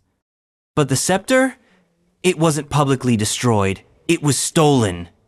In 1795, thieves broke into the treasury of Saint Denis. Several pieces of regalia were looted, but the Scepter of Dagobert was the crown jewel and then vanished. No arrests, no trails, no pawn shop appearance, no recovered fragments. Theories abound. Some say it was melted down and sold on the black market traduced to anonymous bullion, its legacy erased in a furnace. Others believe it was smuggled out of France by monarchist loyalists, who hoped to preserve the line of succession, hiding it away in a noble estate or foreign cathedral. A few believe it's still in France, hidden behind a false wall, waiting to be rediscovered by accident or fate. But unlike other treasures that resurface in time, the scepter never has, not even a sliver. It's a loss that bites deep, not just because of its historical value, but because of what it represents. The Scepter of Dagobert was France's origin story in object form, a bridge between the pagan kings of early medieval Gaul and the Christian emperors of later centuries. To lose it is to misplace the country's DNA. And the timing couldn't have been more symbolically cruel. A monarchy, thousands of years in the making, crumbled into democracy. And the very object that legitimized the old order crafted in gold, blessed by church and state, untouched by war for centuries, was stolen during a moment of ideological firestorm. It's almost too perfect, as if the revolution itself needed one last magic trick, vanishing the old king's scepter and never explaining how. Today, replicas exist. Artists and historians have tried to recreate it based on sketches and written accounts, but like all reconstructions, they lack the aura of the original, the power, the shadow. And here's the final twist. If the scepter ever did resurface, what would it mean? In a secular republic, would it be a museum piece?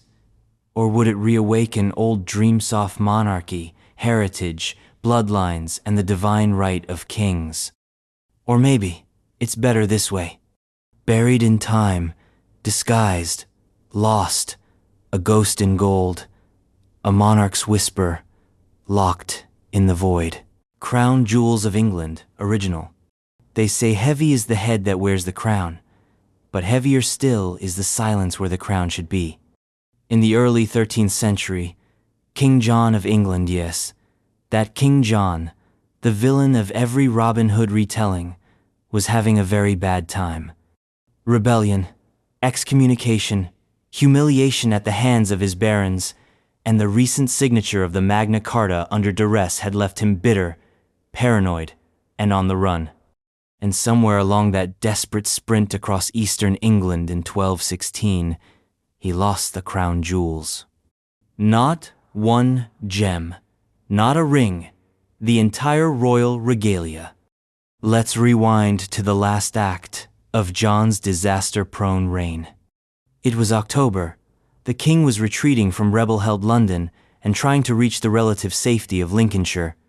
To do so, he had to cross an area known as the Washa Coastal Estuary, known for its treacherous tides, soft mudflats, and the unnerving tendency to vanish beneath water in minutes.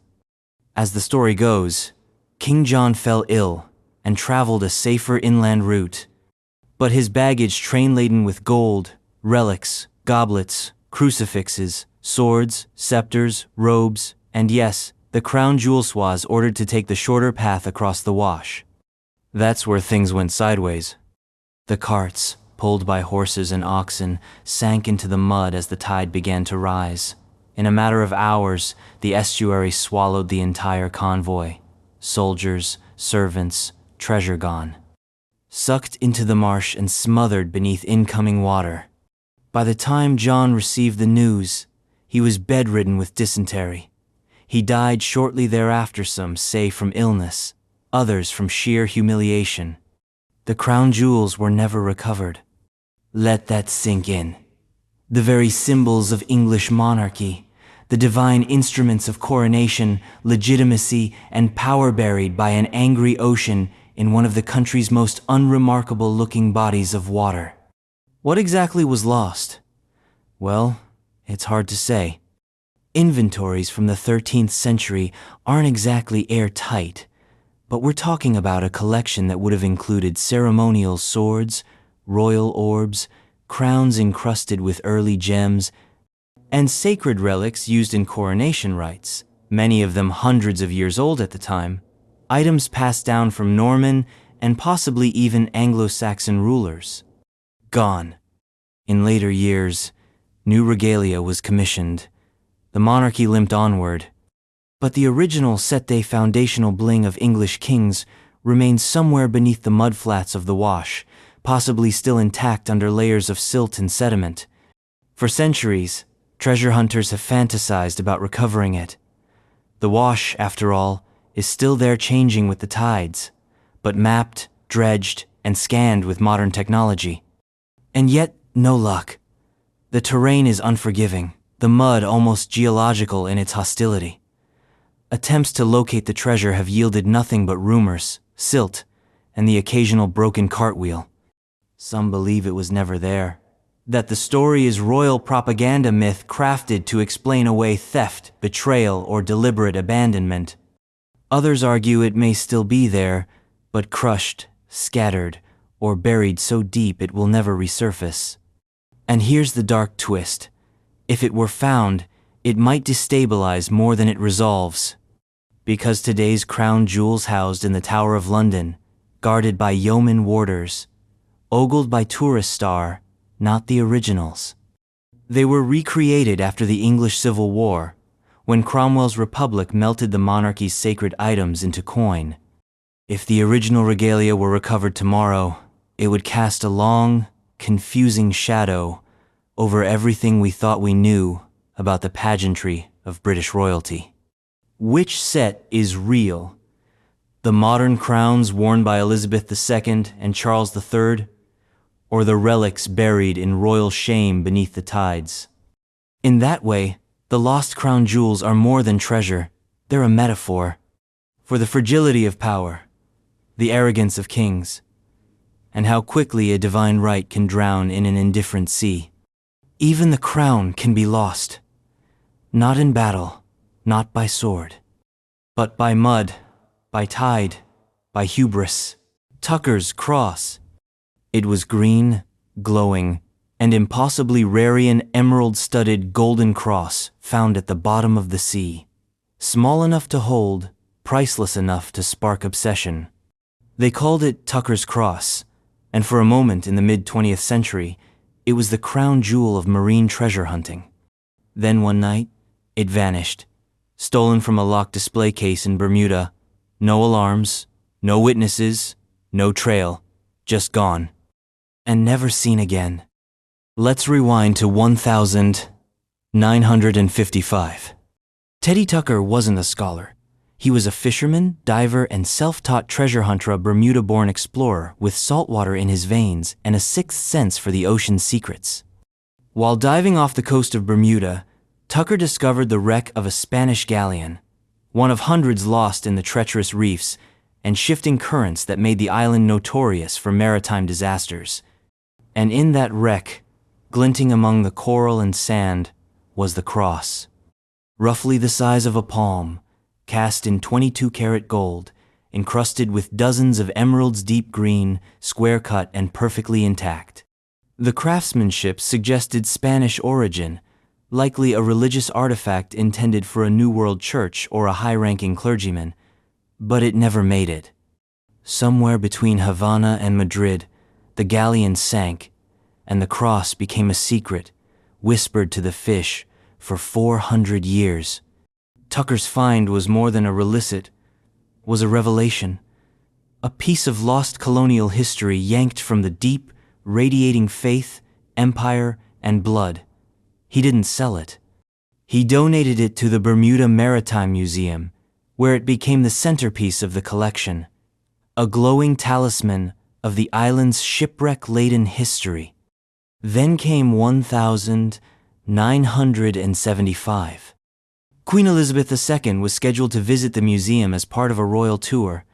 In preparation, the museum staff opened the display case only to discover the cross was missing. The glass wasn't broken. The case wasn't forced. Whoever took it had the key or knew someone who did.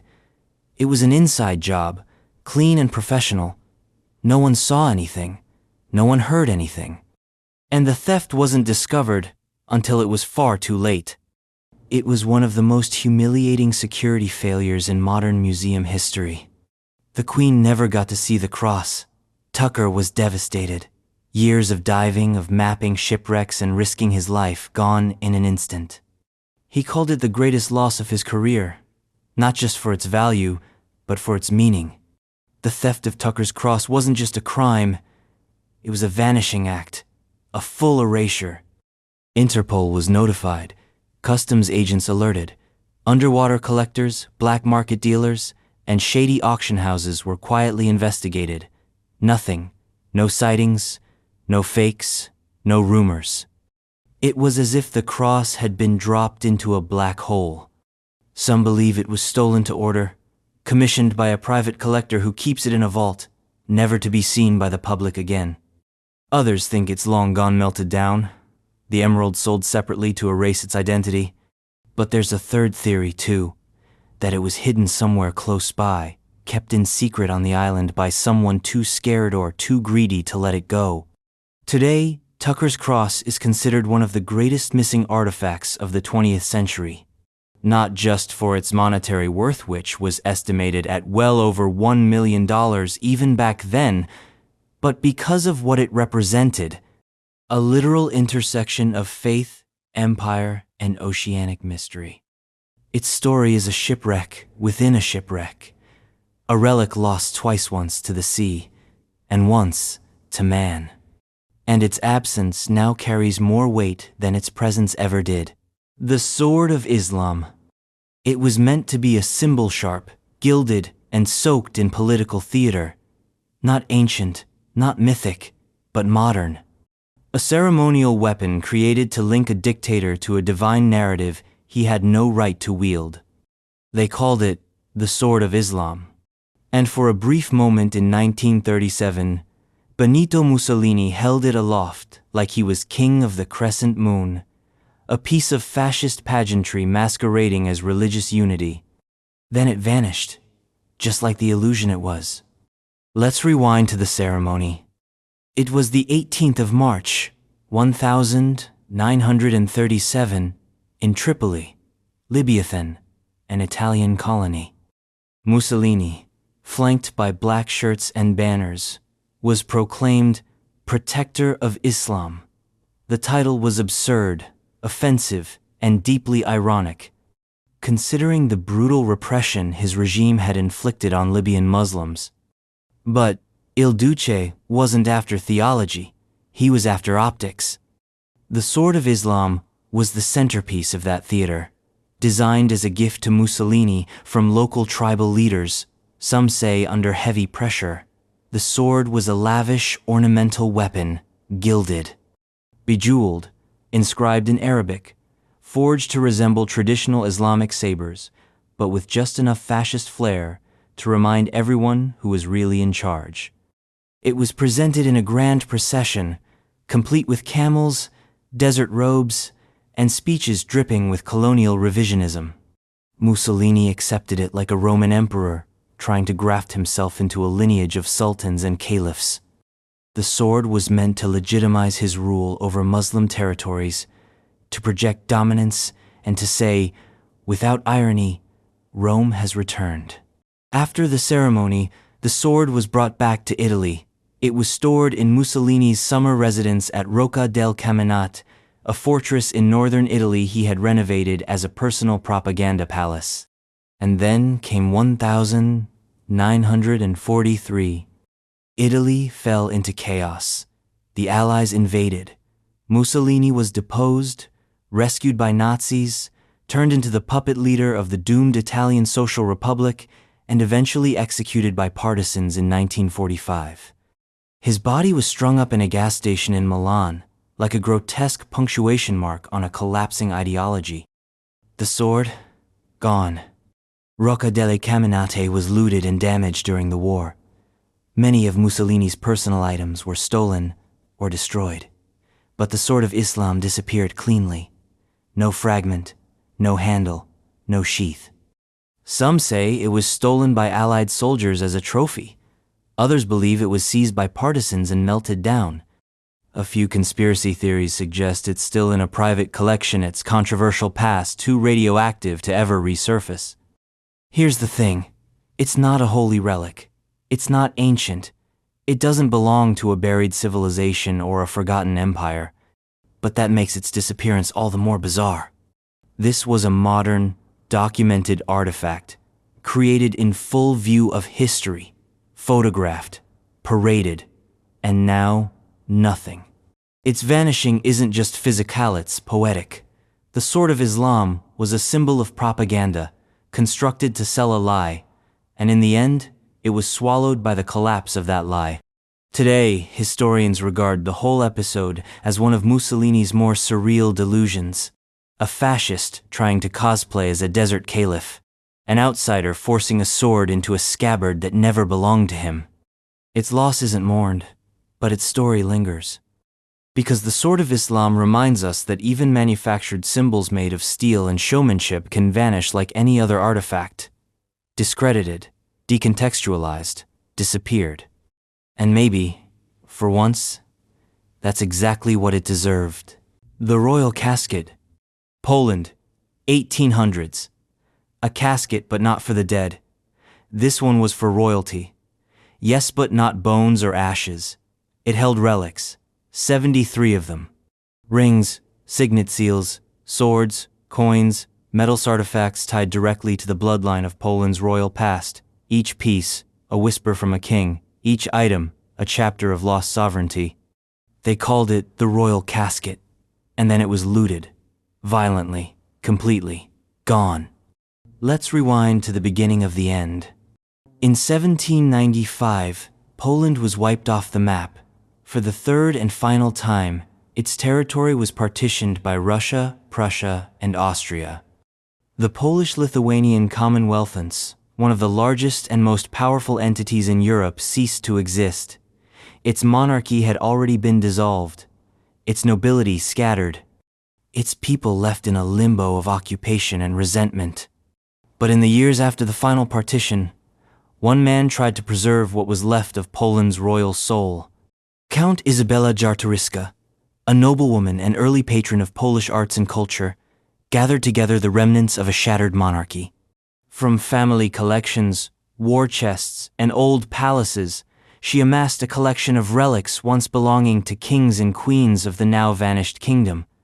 The goal wasn't vanity, it was national memory. She placed these items in a specially crafted chest, the royal casket.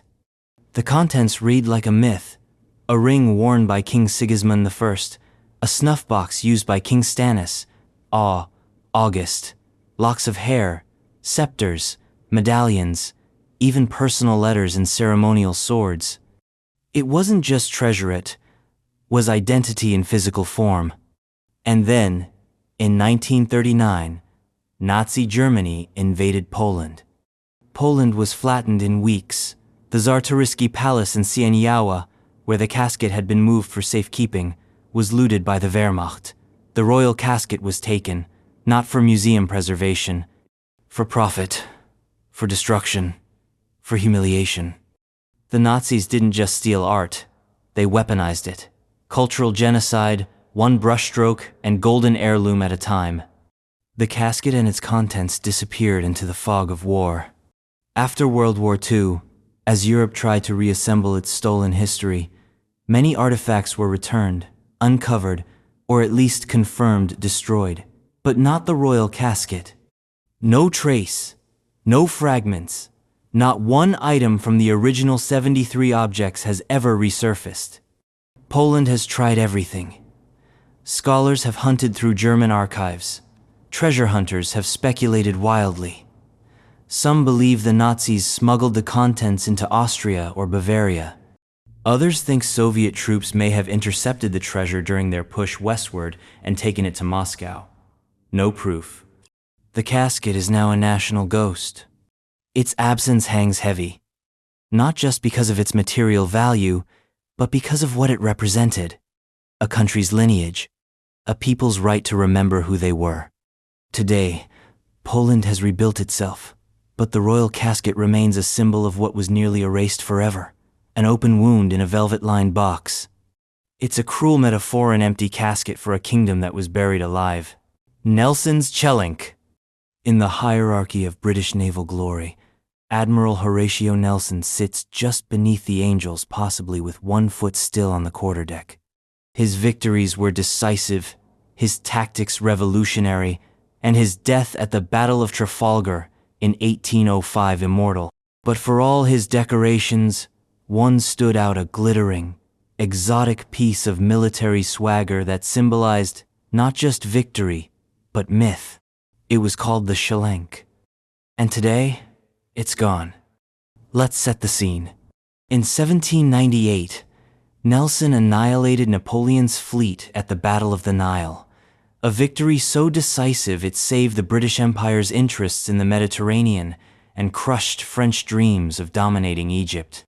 The Ottomans, technically enemies of the French and nervous allies of the British, were so thrilled by the outcome that Sultan Selim III sent Nelson a token of imperial gratitude. It wasn't a knighthood, it wasn't a scroll, it was a chelunk.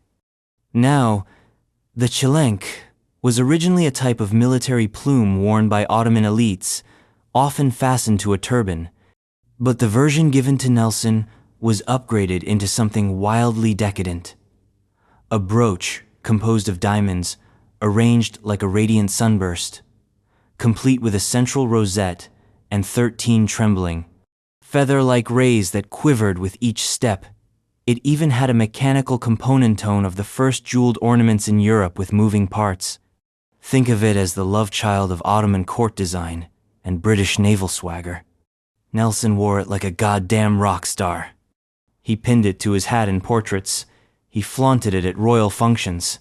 He treated it with a reverence that went beyond vanity, because this wasn't just jewelry. It was a symbol that Britain's greatest hero was honored not only by kings, but by empires. After his death, the Chelink was preserved, along with other Nelson relics, in the collection of the National Maritime Museum in Greenwich. Then came 1951. In a story straight out of a heist film, thieves broke into the museum in the dead of night. They bypassed security, cracked open display cases, and made off with several priceless artifacts, among them the Chelink. It was a surgical strike. No alarms triggered, no suspects ever arrested. The entire operation vanished into London's fog. The public was outraged. Newspapers screamed.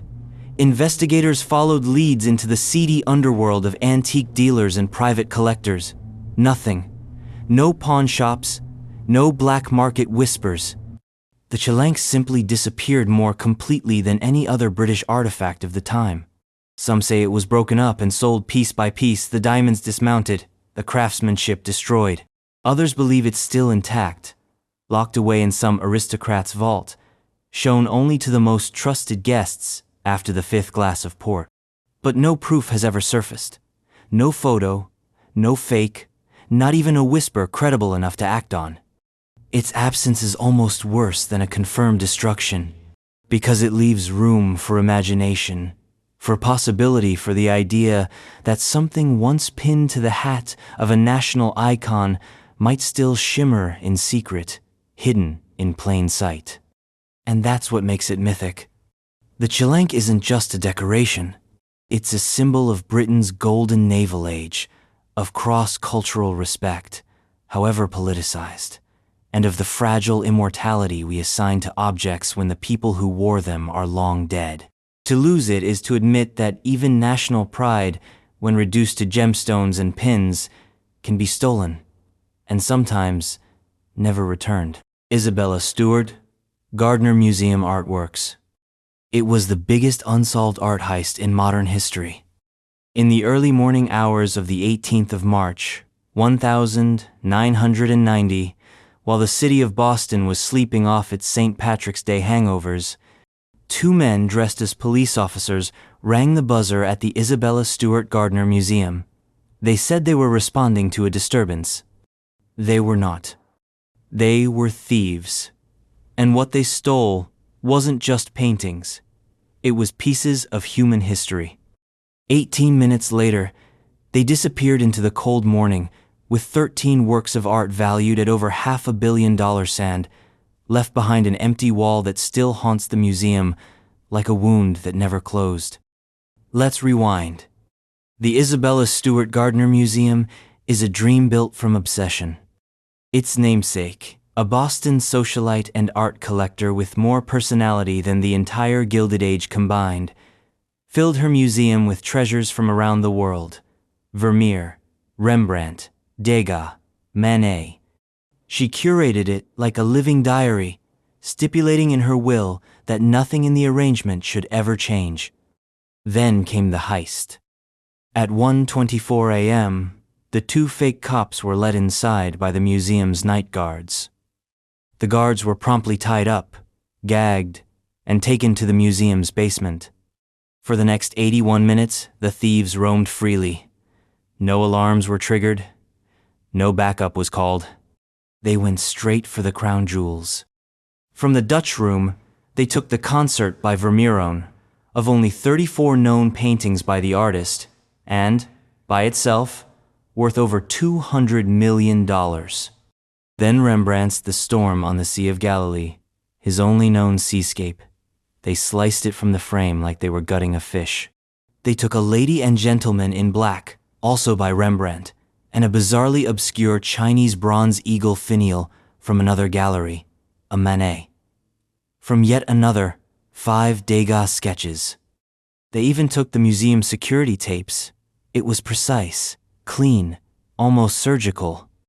And then they were gone. In the 30 years since, the case has devoured careers and budgets. The FBI has chased down mafia links, dead informants, con men, retired art smugglers, and tips from halfway around the globe. They've named persons of interest, hinted at the involvement of Boston's criminal underworld, and even dug up backyards. Nothing. Not a single painting has ever been recovered. No ransom note, no confirmed sightings, no sales on the black market. It's as if the art was stolen for the sake of disappearance itself. The museum never replaced the empty frames. They hang on the walls to this day, ghost outlines, reminders of what was lost. A silent rebuke to time, to theft, and to history's refusal to give closure. The FBI believes the artworks were moved through a tangled network of organized crime, possibly stashed in warehouses, basements, or attics. But despite a $10 million reward of the largest in history, no credible lead has panned out. Here's the twisted part. The art isn't just missing, it's decaying. Paintings aren't indestructible. They require precise climate control, restoration, and expert care. Left in the wrong conditions, they can warp, fade, rot. So even if the pieces are recovered tomorrow, they might not be whole. They might be ghosts of themselves. And then there's the psychological damage. The Gardner heist changed how museums operate, how they insure, how they trust, how they protect beauty. It was a cultural trauma reminder that no matter how high the walls or how sacred the contents, nothing is untouchable. Art, like history, is always a heartbeat away from vanishing. And sometimes, all it takes is a badge, a lie, and 81 minutes. The Korna disaster artifacts. In the summer of 1855, a shipment of dreams floated down the Tigris River. 200 crates, packed to the brim with priceless Mesopotamian antiquity establets inscribed with cuneiform, statues of forgotten gods, intricately carved reliefs, and artifacts from the world's first cities were en route from the ruins of ancient Nineveh to the British Museum. The boat never made it. It sank near the village of Korna, in what is now southern Iraq, and with it vanished one of the largest single losses of archaeological material in history. Let's rewind to the excavation. Sir Austen Henry Layard, a British archaeologist, diplomat, and Victorian adventurer in the Indiana Jones mold, had spent years digging at Nineveh, the Assyrian capital that once dominated the ancient Near East. What he and his successors uncovered was staggering. Entire libraries of clay tablets, royal reliefs depicting lion hunts and military conquests, and the ruins of the great palace of Ashurbanipal. Much of this haul had already been transported to London. But in 1855, Layard's successor, Hormuzd Rassam, prepared one final shipment, a collection of artifacts destined to redefine Western understanding of Mesopotamian civilization. They were carefully packed, labeled, protected, loaded onto a ship traveling down the Tigris, which would then connect with a British vessel in the Persian Gulf. But as the steamer reached Korna, a confluence of rivers and tribal tensions, disaster struck. There are conflicting reports about what happened. Some say the ship was attacked by bandits, local tribes angry over foreign interference in their homeland's sacred ground. Others suggest it was a political raid orchestrated by rival factions. A few accounts claim the crew panicked, capsized, or sank the vessel by accident. Whatever the truth, the result was the same. The artifacts were lost to the river. The Tigris swallowed thousands of years of history in one greedy gulp. The British Museum was stunned. It wasn't just the quantity, it was the quality. Many of the artifacts had no duplicates, no copies, no photos. This was 1855, long before digital scans and forensic replicas. What was lost is now irretrievable, undocumented, and, in some cases, entirely forgotten. Rescue efforts were attempted, divers searched, locals were questioned. Rumors spread that some crates had been looted and sold to private collectors or melted for materials. A few small objects were recovered over the years, either washed ashore or found in markets. But the vast majority? Gone. Today, the Korna disaster stands as one of the most frustrating examples of historical near-miss. We had the artifacts, we packed them, we were days away from cataloging them into the annals of civilization. And then the river ate them. This wasn't nature being mysterious. It was a raw, unfiltered reminder that history isn't permanent, that even the relics we think we've secured can be yanked back into oblivion at any moment. And what makes it sting more is the context. We're talking about Mesopotamia, the cradle of civilization, the land of Gilgamesh, Sumer, Akkad, and Babylon, where writing was invented, where gods were etched into clay, and kings carved their victories into stone. This wasn't just treasure, it was the beginning of us. And now, it's somewhere under the mud, silted into the riverbed, waiting for a resurrection that may never come. A lost archive of humanity, floating just beneath the surface, out of reach. Alaric's treasure.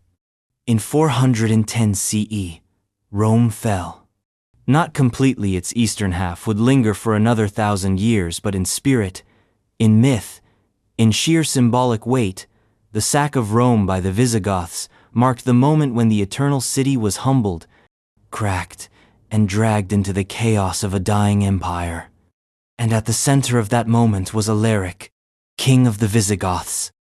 He didn't burn the city. He didn't destroy it.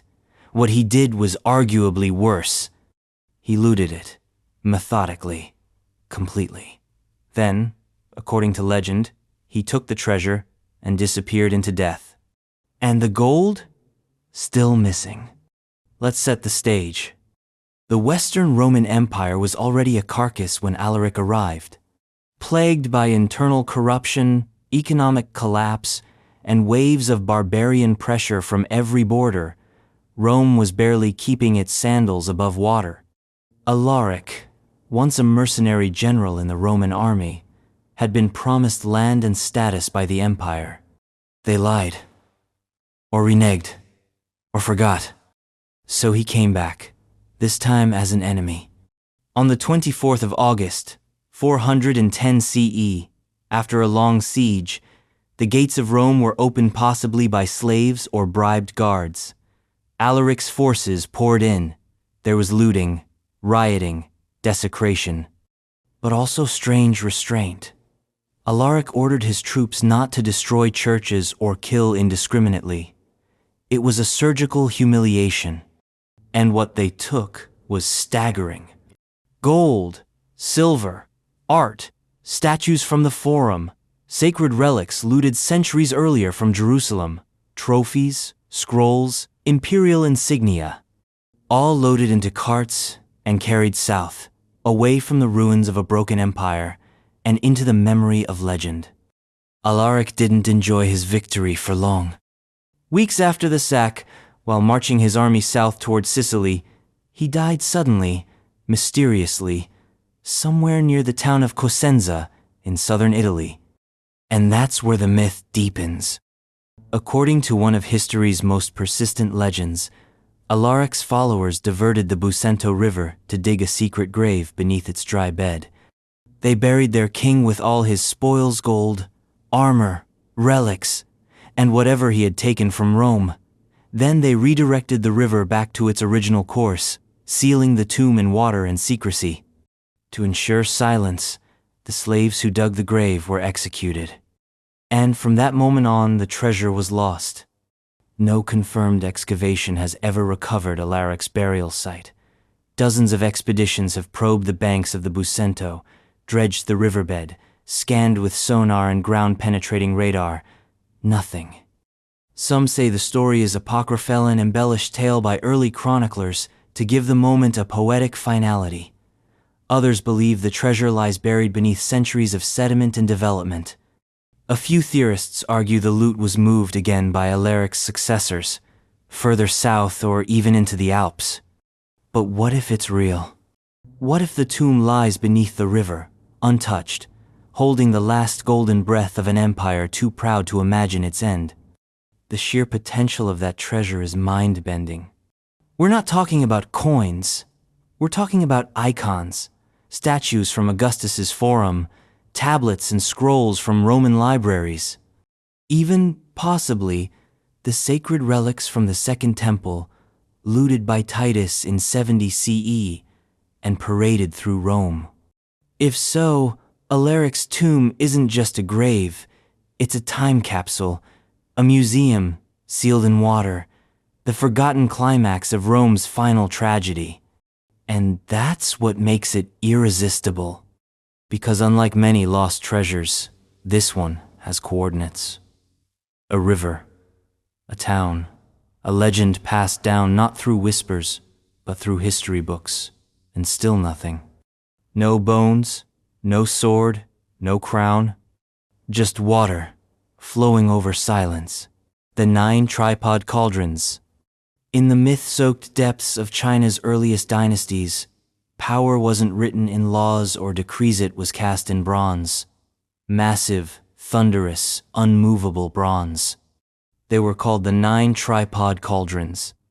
Each one a sacred vessel, forged over 3,000 years ago, representing the unity of China's 9 provinces. They weren't just symbolic, they were cosmic. Whoever possessed the cauldrons held the mandate of heaven, the divine license to rule. Lose them, and you risked plunging the empire into chaos. Today, they are completely, utterly gone. Let's rewind to their origin. Around 1046 BCE, the Zhou dynasty overthrew the Shang and established a new order. To cement their legitimacy, they cast the 9 tripod cauldrons Ding'an, the ancient capital of Haojing. Each cauldron bore intricate carvings of mythical beasts and spirits, meant to embody the authority and geography of the realm. They were the avengers of ceremonial object, massive, terrifying, powerful, and not to be taken lightly. Together, the cauldrons represented not only the might of the Zhou kings, but also the moral order of the universe. They were rarely moved. When they were, it signaled profound political shifts or looming disaster. Generations of dynasties guarded the cauldrons like dragon eggs. They were revered, feared, occasionally relocated, and always watched. But as centuries passed, and dynasties rose and fell, their trail blurred. By the time of the Qin dynasty in the 3rd century BCE, same dynasty that gave us the terracotta Armith 9 tripod cauldrons had already become half legend, half legacy. Then, according to Han Dynasty historians, the last known sighting occurred during the reign of the first emperor, Qin Shi Huang. Some claimed he tried to retrieve the cauldrons from the Sea River, where they had been hidden or submerged. During the attempt, a heavy storm sank the convoy and possibly the cauldrons themselves into the river's depths. And that was the end. No confirmed artifact, no fragment, not a single shard of the cauldrons has ever been recovered. And considering their size, some estimates place each at several tons. That's hard to believe. But this isn't just about misplaced metal. The disappearance of the 9 tripod cauldrons is a cultural rupture. These weren't decorations, they were metaphysical anchors, objects believed to literally tether the empire to the heavens. Their absence creates a permanent vacuum at the center of Chinese mythology, a sense that the soul of the early empire is still somewhere, waiting to be found. Theories abound. Some say the cauldrons were melted down during war. Others believe they still lie buried beneath silt and sediment at the bottom of the Sea River, intact and untouched, cloaked in water and time. A few fringe voices suggest they were taken by aliens, because of course they do. But the most enduring theory is this: they were hidden, deliberately concealed by a dying dynasty unwilling to let its successor inherit the divine spark, a final, silent act of political sabotage cast in bronze. Today, archaeologists have narrowed potential sites, but the search remains elusive. Riverbeds have shifted, floods have buried cities, and every attempt to unearth them runs into a wall of uncertainty and red tape. But their shadow remains. In modern China, the phrase, asking about the tripods, is still used to question someone's right to power. The memory of the cauldrons is baked into the language, the identity, the mythos. And maybe that's the final twist. The cauldrons were meant to unify the empire. Their loss has, in a strange way, done the same, not through possession but through shared longing. They are the emptiest full thing in Chinese history, a set of missing giants whose absence still carries the weight of gods. Jesus Christ's foreskin, the holy Prepuse. Yes, you read that correctly. Among the most bizarre, blasphemous, and downright unsettling relics to ever haunt the dark corners of religious history is a tiny piece of flesh, allegedly, the piece of flesh that once belonged to Jesus Christ himself. The holy Prepuse. According to medieval legend, when Jesus was circumcised on the 8th day of his life, as per Jewish law, the foreskin was preserved, somehow, by someone, for some reason, and over the next 2 millennia, it would become a relic of divine mystery, ecclesiastical controversy, and more than a little grotesque fascination. And like all holy relics in the Christian world, it didn't just stay put, it multiplied. At least 18 different churches across Europe claimed to possess the genuine foreskin of Christ at one point or another. Some were encased in jeweled reliquaries, others were hidden in monasteries. One was supposedly gifted to Charlemagne by an angel. Another was found in the walls of a church after being lost during the Crusades. But one relic stood above the rest, both in fame and sheer ecclesiastical commitment. The town of Calcutta, Italy. For centuries, this little hilltop village north of Rome was home to the holy Prepuse. It was kept in a gilded reliquary, occasionally paraded through the streets during feast days, and became the center of both devotion and dark humor. Pilgrims came, skeptics scoffed, but it was there. Until it wasn't. In 1983, under mysterious circumstances, the holy Prepuse vanished. No break-in, no public outcry, just disappeared. Some locals believe it was stolen. Others think the Vatican quietly removed it to eliminate a theological embarrassment that had become frankly hard to explain in the modern era.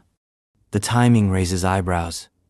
The Second Vatican Council had already begun modernizing the Catholic Church, trimming down the more eccentric relic cults. That foreskin wasn't exactly in line with the Church's new image. So perhaps, to avoid scandal or ridicule, someone in the Church hierarchy gave the quiet order: remove it, hide it, bury it in the vaults, or destroy it. No one knows. Today, the relic is considered lost. The Vatican neither confirms nor denies its current location. Church officials simply say that relics must be venerated only if they are unquestionably authentic, subtle code for, "We're done with this one." But that hasn't stopped the theories. Some say the relic still exists, tucked away in the Vatican's secret archives, buried under layers of bureaucratic shame. Others believe it was burned or dismantled, reduced to dust in a quiet ritual to erase an uncomfortable chapter of Catholic eccentricity. And then, of course, there are the heretical whispers, the ones that say if Jesus ascended bodily into heaven, foreskin and all, then what was this? Which brings us to the real heart of the mystery. The Holy Prepuse isn't just a relic. It's a theological paradox. A sliver of flesh caught between divinity and humanity, treated with absurd reverence and unspeakable awe. For centuries, it was proof that Christ was not just spirit but matter, muscle, blood, skin, and, yes, foreskin. Its disappearance is less a scandal than a quietly closed door on a room no one wanted to clean anymore. But in its absence, the relic has only grown weirder, darker, more powerful. Because what do you do when the most human piece of a god goes missing? You look for it, you write about it, you laugh, you cringe, you obsess. Because nothing embodies the extremes of belief of faith clashing with flesh quite like the world's most infamous missing body part, Dutch Schultz's treasure. Somewhere in the Catskill Mountains, or maybe in a riverbank, or beneath the floorboards of a long-demolished hideout lies a treasure chest. Inside, supposedly, are millions in cash, bonds, and jewels. A gangster's rainy day fund. A mobster's last insurance policy against the inevitable. They say Dutch Schultz buried it in 1935, just before he was gunned down in a Newark steakhouse. And ever since, treasure hunters have been chasing ghosts. Let's rewind to the man. Dutch Schultz, born Arthur Flegenheimer, was a Prohibition-era crime lord with a knack for making enemies and a stomach ulcer that probably had its own kill count. He ran bootlegging, extortion, and numbers rackets throughout New York and beyond. By the mid-1930s, he was one of the most dangerous and unpredictable figures in the American underworld. Then came his downfall. After narrowly beating 2 tax evasion charges, yes, just like Al Capone, Schultz grew paranoid. He was convinced the governmental rival gangsters were closing in. He talked openly about assassinating prosecutor Thomas Dewey, a move that made even the Mafia uncomfortable. When the Mafia Commission ordered a hit on Schultz to stop him from going rogue, he knew the clock was ticking. That's when the legend begins. According to multiple sources, Schultz took a metal box or strongbox, filled it with cash, say $5 million, worth in possibly incriminating documents, diamonds, and bearer bonds. He wrapped the box in oilcloth, chained it shut, and drove it north from New York City with his bodyguard, Bernard Lulu Rosenkrantz. They stopped somewhere in upstate New York, probably near Phoenicia in the Catskills. Schultz, who had vacation properties and safe houses in the area, picked a spot, dug a hole, and buried his war chest. He never got a chance to retrieve it.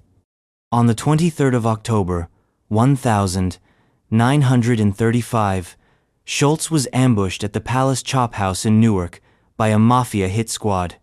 He was shot while in the bathroom.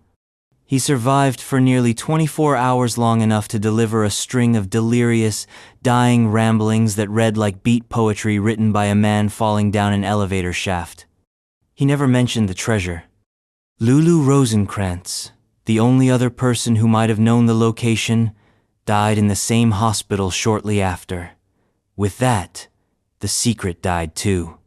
Or so we think. Since then, Dutch Schultz's treasure has become a fixture of American outlaw folklore. The FBI and IRS spent years trying to locate it. Independent treasure hunters have scoured the Catskills, dredged riverbeds, dug up old basements, and followed every cryptic lead that emerges from newly declassified documents or drunken barroom stories. Every few years, someone claims to be on the verge of finding it. Then nothing. No box. No bills. No jewels. But that's the brilliance of the myth. Because it could be real. Schultz was rich, paranoid, and hunted. He had the means, motive, and moment to bury something. And he was operating in a time when everything from mob payrolls to slush funds existed entirely in cash and bearer instruments. If he did hide Itand, if it's still out there, it would be one of the last great gangster hordes, a genuine relic of America's criminal golden age. But it's not just about the money. It's the image, a steel box buried in the woods with millions in blood, soaked dollars, resting in silent decay, a treasure guarded not by traps or curses, but by time, secrecy, and a whisper of death. Dutch Schultz died in agony. His empire crumbled. His enemies outlived him. But the idea of his treasure? That's the one thing he took with him that might still be waiting to be found. The Lost Leonardo, the Battle of Anghiari. In the palatial halls of Florence's Palazzo Vecchio, buried beneath layers of Renaissance paint and centuries of silence, may lie the final ghost of a genius. Leonardo da Vinci's The Battle of Anghiari mural, so intense, so alive, so thunderous with anatomical violence, was once hailed as his greatest unfinished masterpiece. A seething tangle of rearing horses, contorted warriors, and psychological fury frozen in brushstrokes that would become legend. And now? Nothing. No painting, no fragments. Just a wall, just a rumor, just a lingering echo of something that should have changed everything. Let's rewind. In 1503, Florence was a republic, and Leonardo was a celebrity. Fresh off his Milanese years, he returned to his native city to take on one of the most ambitious public commissions of his life, a mural in the Hall of the 500, Salone dei Cinquecento, depicting the 1440 Florentine victory at the Battle of Anghiari. His rival Michelangelo was commissioned to paint the opposite wall. What followed was the artistic equivalent of a Renaissance rap battle. Leonardo began his work using an experimental technique, hoping to match the layered vibrancy of oil painting with the speed of fresco. He applied his pigments over a mix of oil and wax, intending to dry the paint with heat lamps. It did not go well. The paint ran. The colors blurred. The lower sections dried unevenly. After weeks of work, Leonardo abandoned the mural unfinished, imperfect, unstable. But the part that remained? It was electric. Even in its incomplete state, the visible portion of the Battle of Anghiari was considered one of the most dynamic, expressive works of the High Renaissance. Artists flocked to see it. Sketches were made. Copies were commissioned. Peter Paul Rubens' famous drawing of the fight for the standard remains the best-known reconstruction of Leonardo's original chaos. Then came Giorgio Vasari. In the mid-1500s, the Florentine government remodeled the Hall of the 500. Vasari, painter, architect, and author of Lives of the Artists, was put in charge of the renovations. His task? Beautify and modernize the hall. And in doing so, he painted over the wall that once held Leonardo's mural. Or did he? Here's where the mystery kicks in. In one section of Vasari's new fresco, a tiny banner can be seen above a battle scene. It reads, "Cerca trova, he who seeks, finds." Some believe this was a clue. That Vasari, aware of the masterpiece beneath his commission, created a false wall to protect it rather than paint directly over Leonardo's work. For centuries, the theory lay dormant. Then, in the early 2000s, art detective and engineer Maurizio Saraceni launched an investigation. Using radar and thermal imaging, his team found evidence of a Gapan airspace between Vasari's fresco and the wall behind it. They also found traces of pigment similar to those used by Leonardo in The Last Supper. In 2012, with permission from the city, a tiny probe was inserted into the wall through a crack in the fresco. What came back were tantalizing fragments, black pigment, reddish-brown traces, chemical signatures that might be Leonardo's. And then, everything stopped. Conservationists, art historians, and cultural officials pushed back. The project was halted. The political climate changed. No further probes were allowed. And once again, the Battle of Anghiari retreated into legend. To this day, the wall remains sealed. So what do we have? A Renaissance masterwork, half-born and half-buried, hidden behind a politically safe replacement. A potential time capsule of genius, entombed in bureaucracy and plaster. The real tragedy? This could have been Leonardo's Sistine Chapel, not a painting of divinity but of war, brutal, psychological, almost prophetic in its energy. Instead, we're left with sketches, copies, rumors, and a single, cryptic phrase. He who seeks, finds? Maybe. Or maybe he just stands there staring at a wall, wondering what's real and what's just pigment and myth.